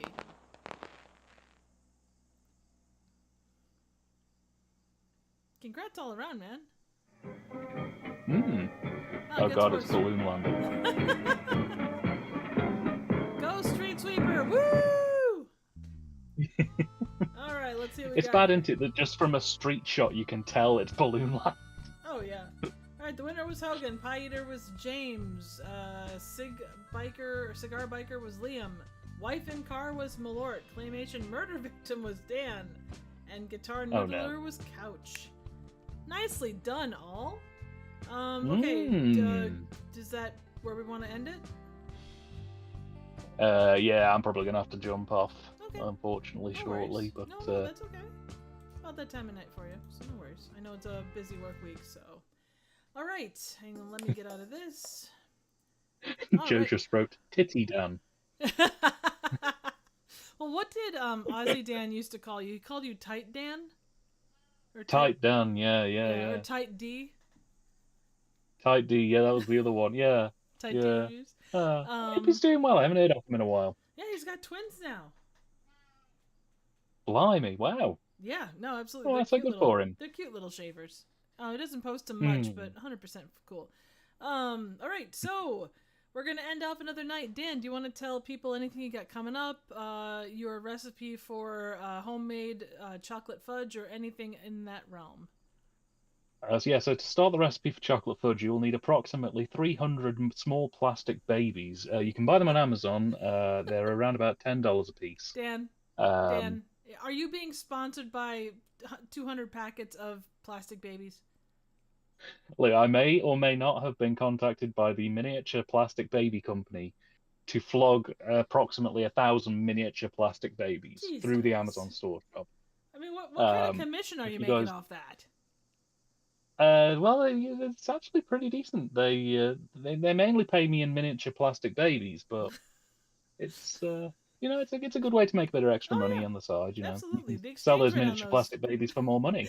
The exchange rate is always good on those. Let's see. Oh yeah. Logan, have a great night. Stefano, have a great night. I'm not sure if you guys are leaving yet, but plastic. So you're being funded by little plastic babies. That's classy. You know what? More power to you. Absolutely. But to answer your question, so we're currently still on a vacation whilst we renovate the old TYTD towers and get things up and running. Still on track for November, but we do come back with a new season of episodes starting September 13th. Nice. Friday the 13th, we will be back with a brand new season, and we'll be kicking things off with a New York Ninja, which should be pretty good fun. As always, you can find me on YouTube, TYTD Reviews. You can find me on Instagram under the same name, and I'm on Twitter. And we also have a Discord group, which if you haven't joined, please be sure to jump in, because both me and Triv do various bits and pieces on that Discord group, and we do film screening nights, which are pretty solid. And thank you everybody for coming out. It's been great to hang with you all again. Absolutely. And on the collab front, I am continuing to do Rifftravaganza. I'm going to hopefully get a couple more normal reviews in there as well. It's just been a matter of timing. Also, Dan and I have a P.O. box, and we're going to be putting out the announcement for that here in the next couple of days. So if you ever wanted to send us any random crap, like good crap, not like weird crap, like, whatever. Or literal crap. Please don't send that either. Right, true. If you're going to shit in a box, send it to a YouTuber you hate. Yeah, that would be preferable. Yeah, no doubt. But I think that's about it. To everyone that stopped by tonight, thank you so much as always. It is always a pleasure. You guys rock, and we appreciate the hell out of you for the support, the laughs. You make us absolutely sing. So, oh god, Logan or Hogan, you want to put something in my box? My box or it's or too Dan's big box? for the milk float now, Ted. Somebody called that mustard. Oh Jesus. As always, thank you guys so much for an absolutely fun evening. We always appreciate the shit out of you. Have a wonderful night. And if this whole Sunday riffing, or if the Sunday live streams work better than Friday and Saturday, let us know. I mean, if there's a night that works better for folks. It seemed like we had more people, but maybe I'm crazy. But it was fun to do it this way, as much as otherwise we would just have to finish up a little earlier. So, that said, you guys have yourselves a wonderful evening. Thank you for everyone that stepped by, and we'll see you again soon.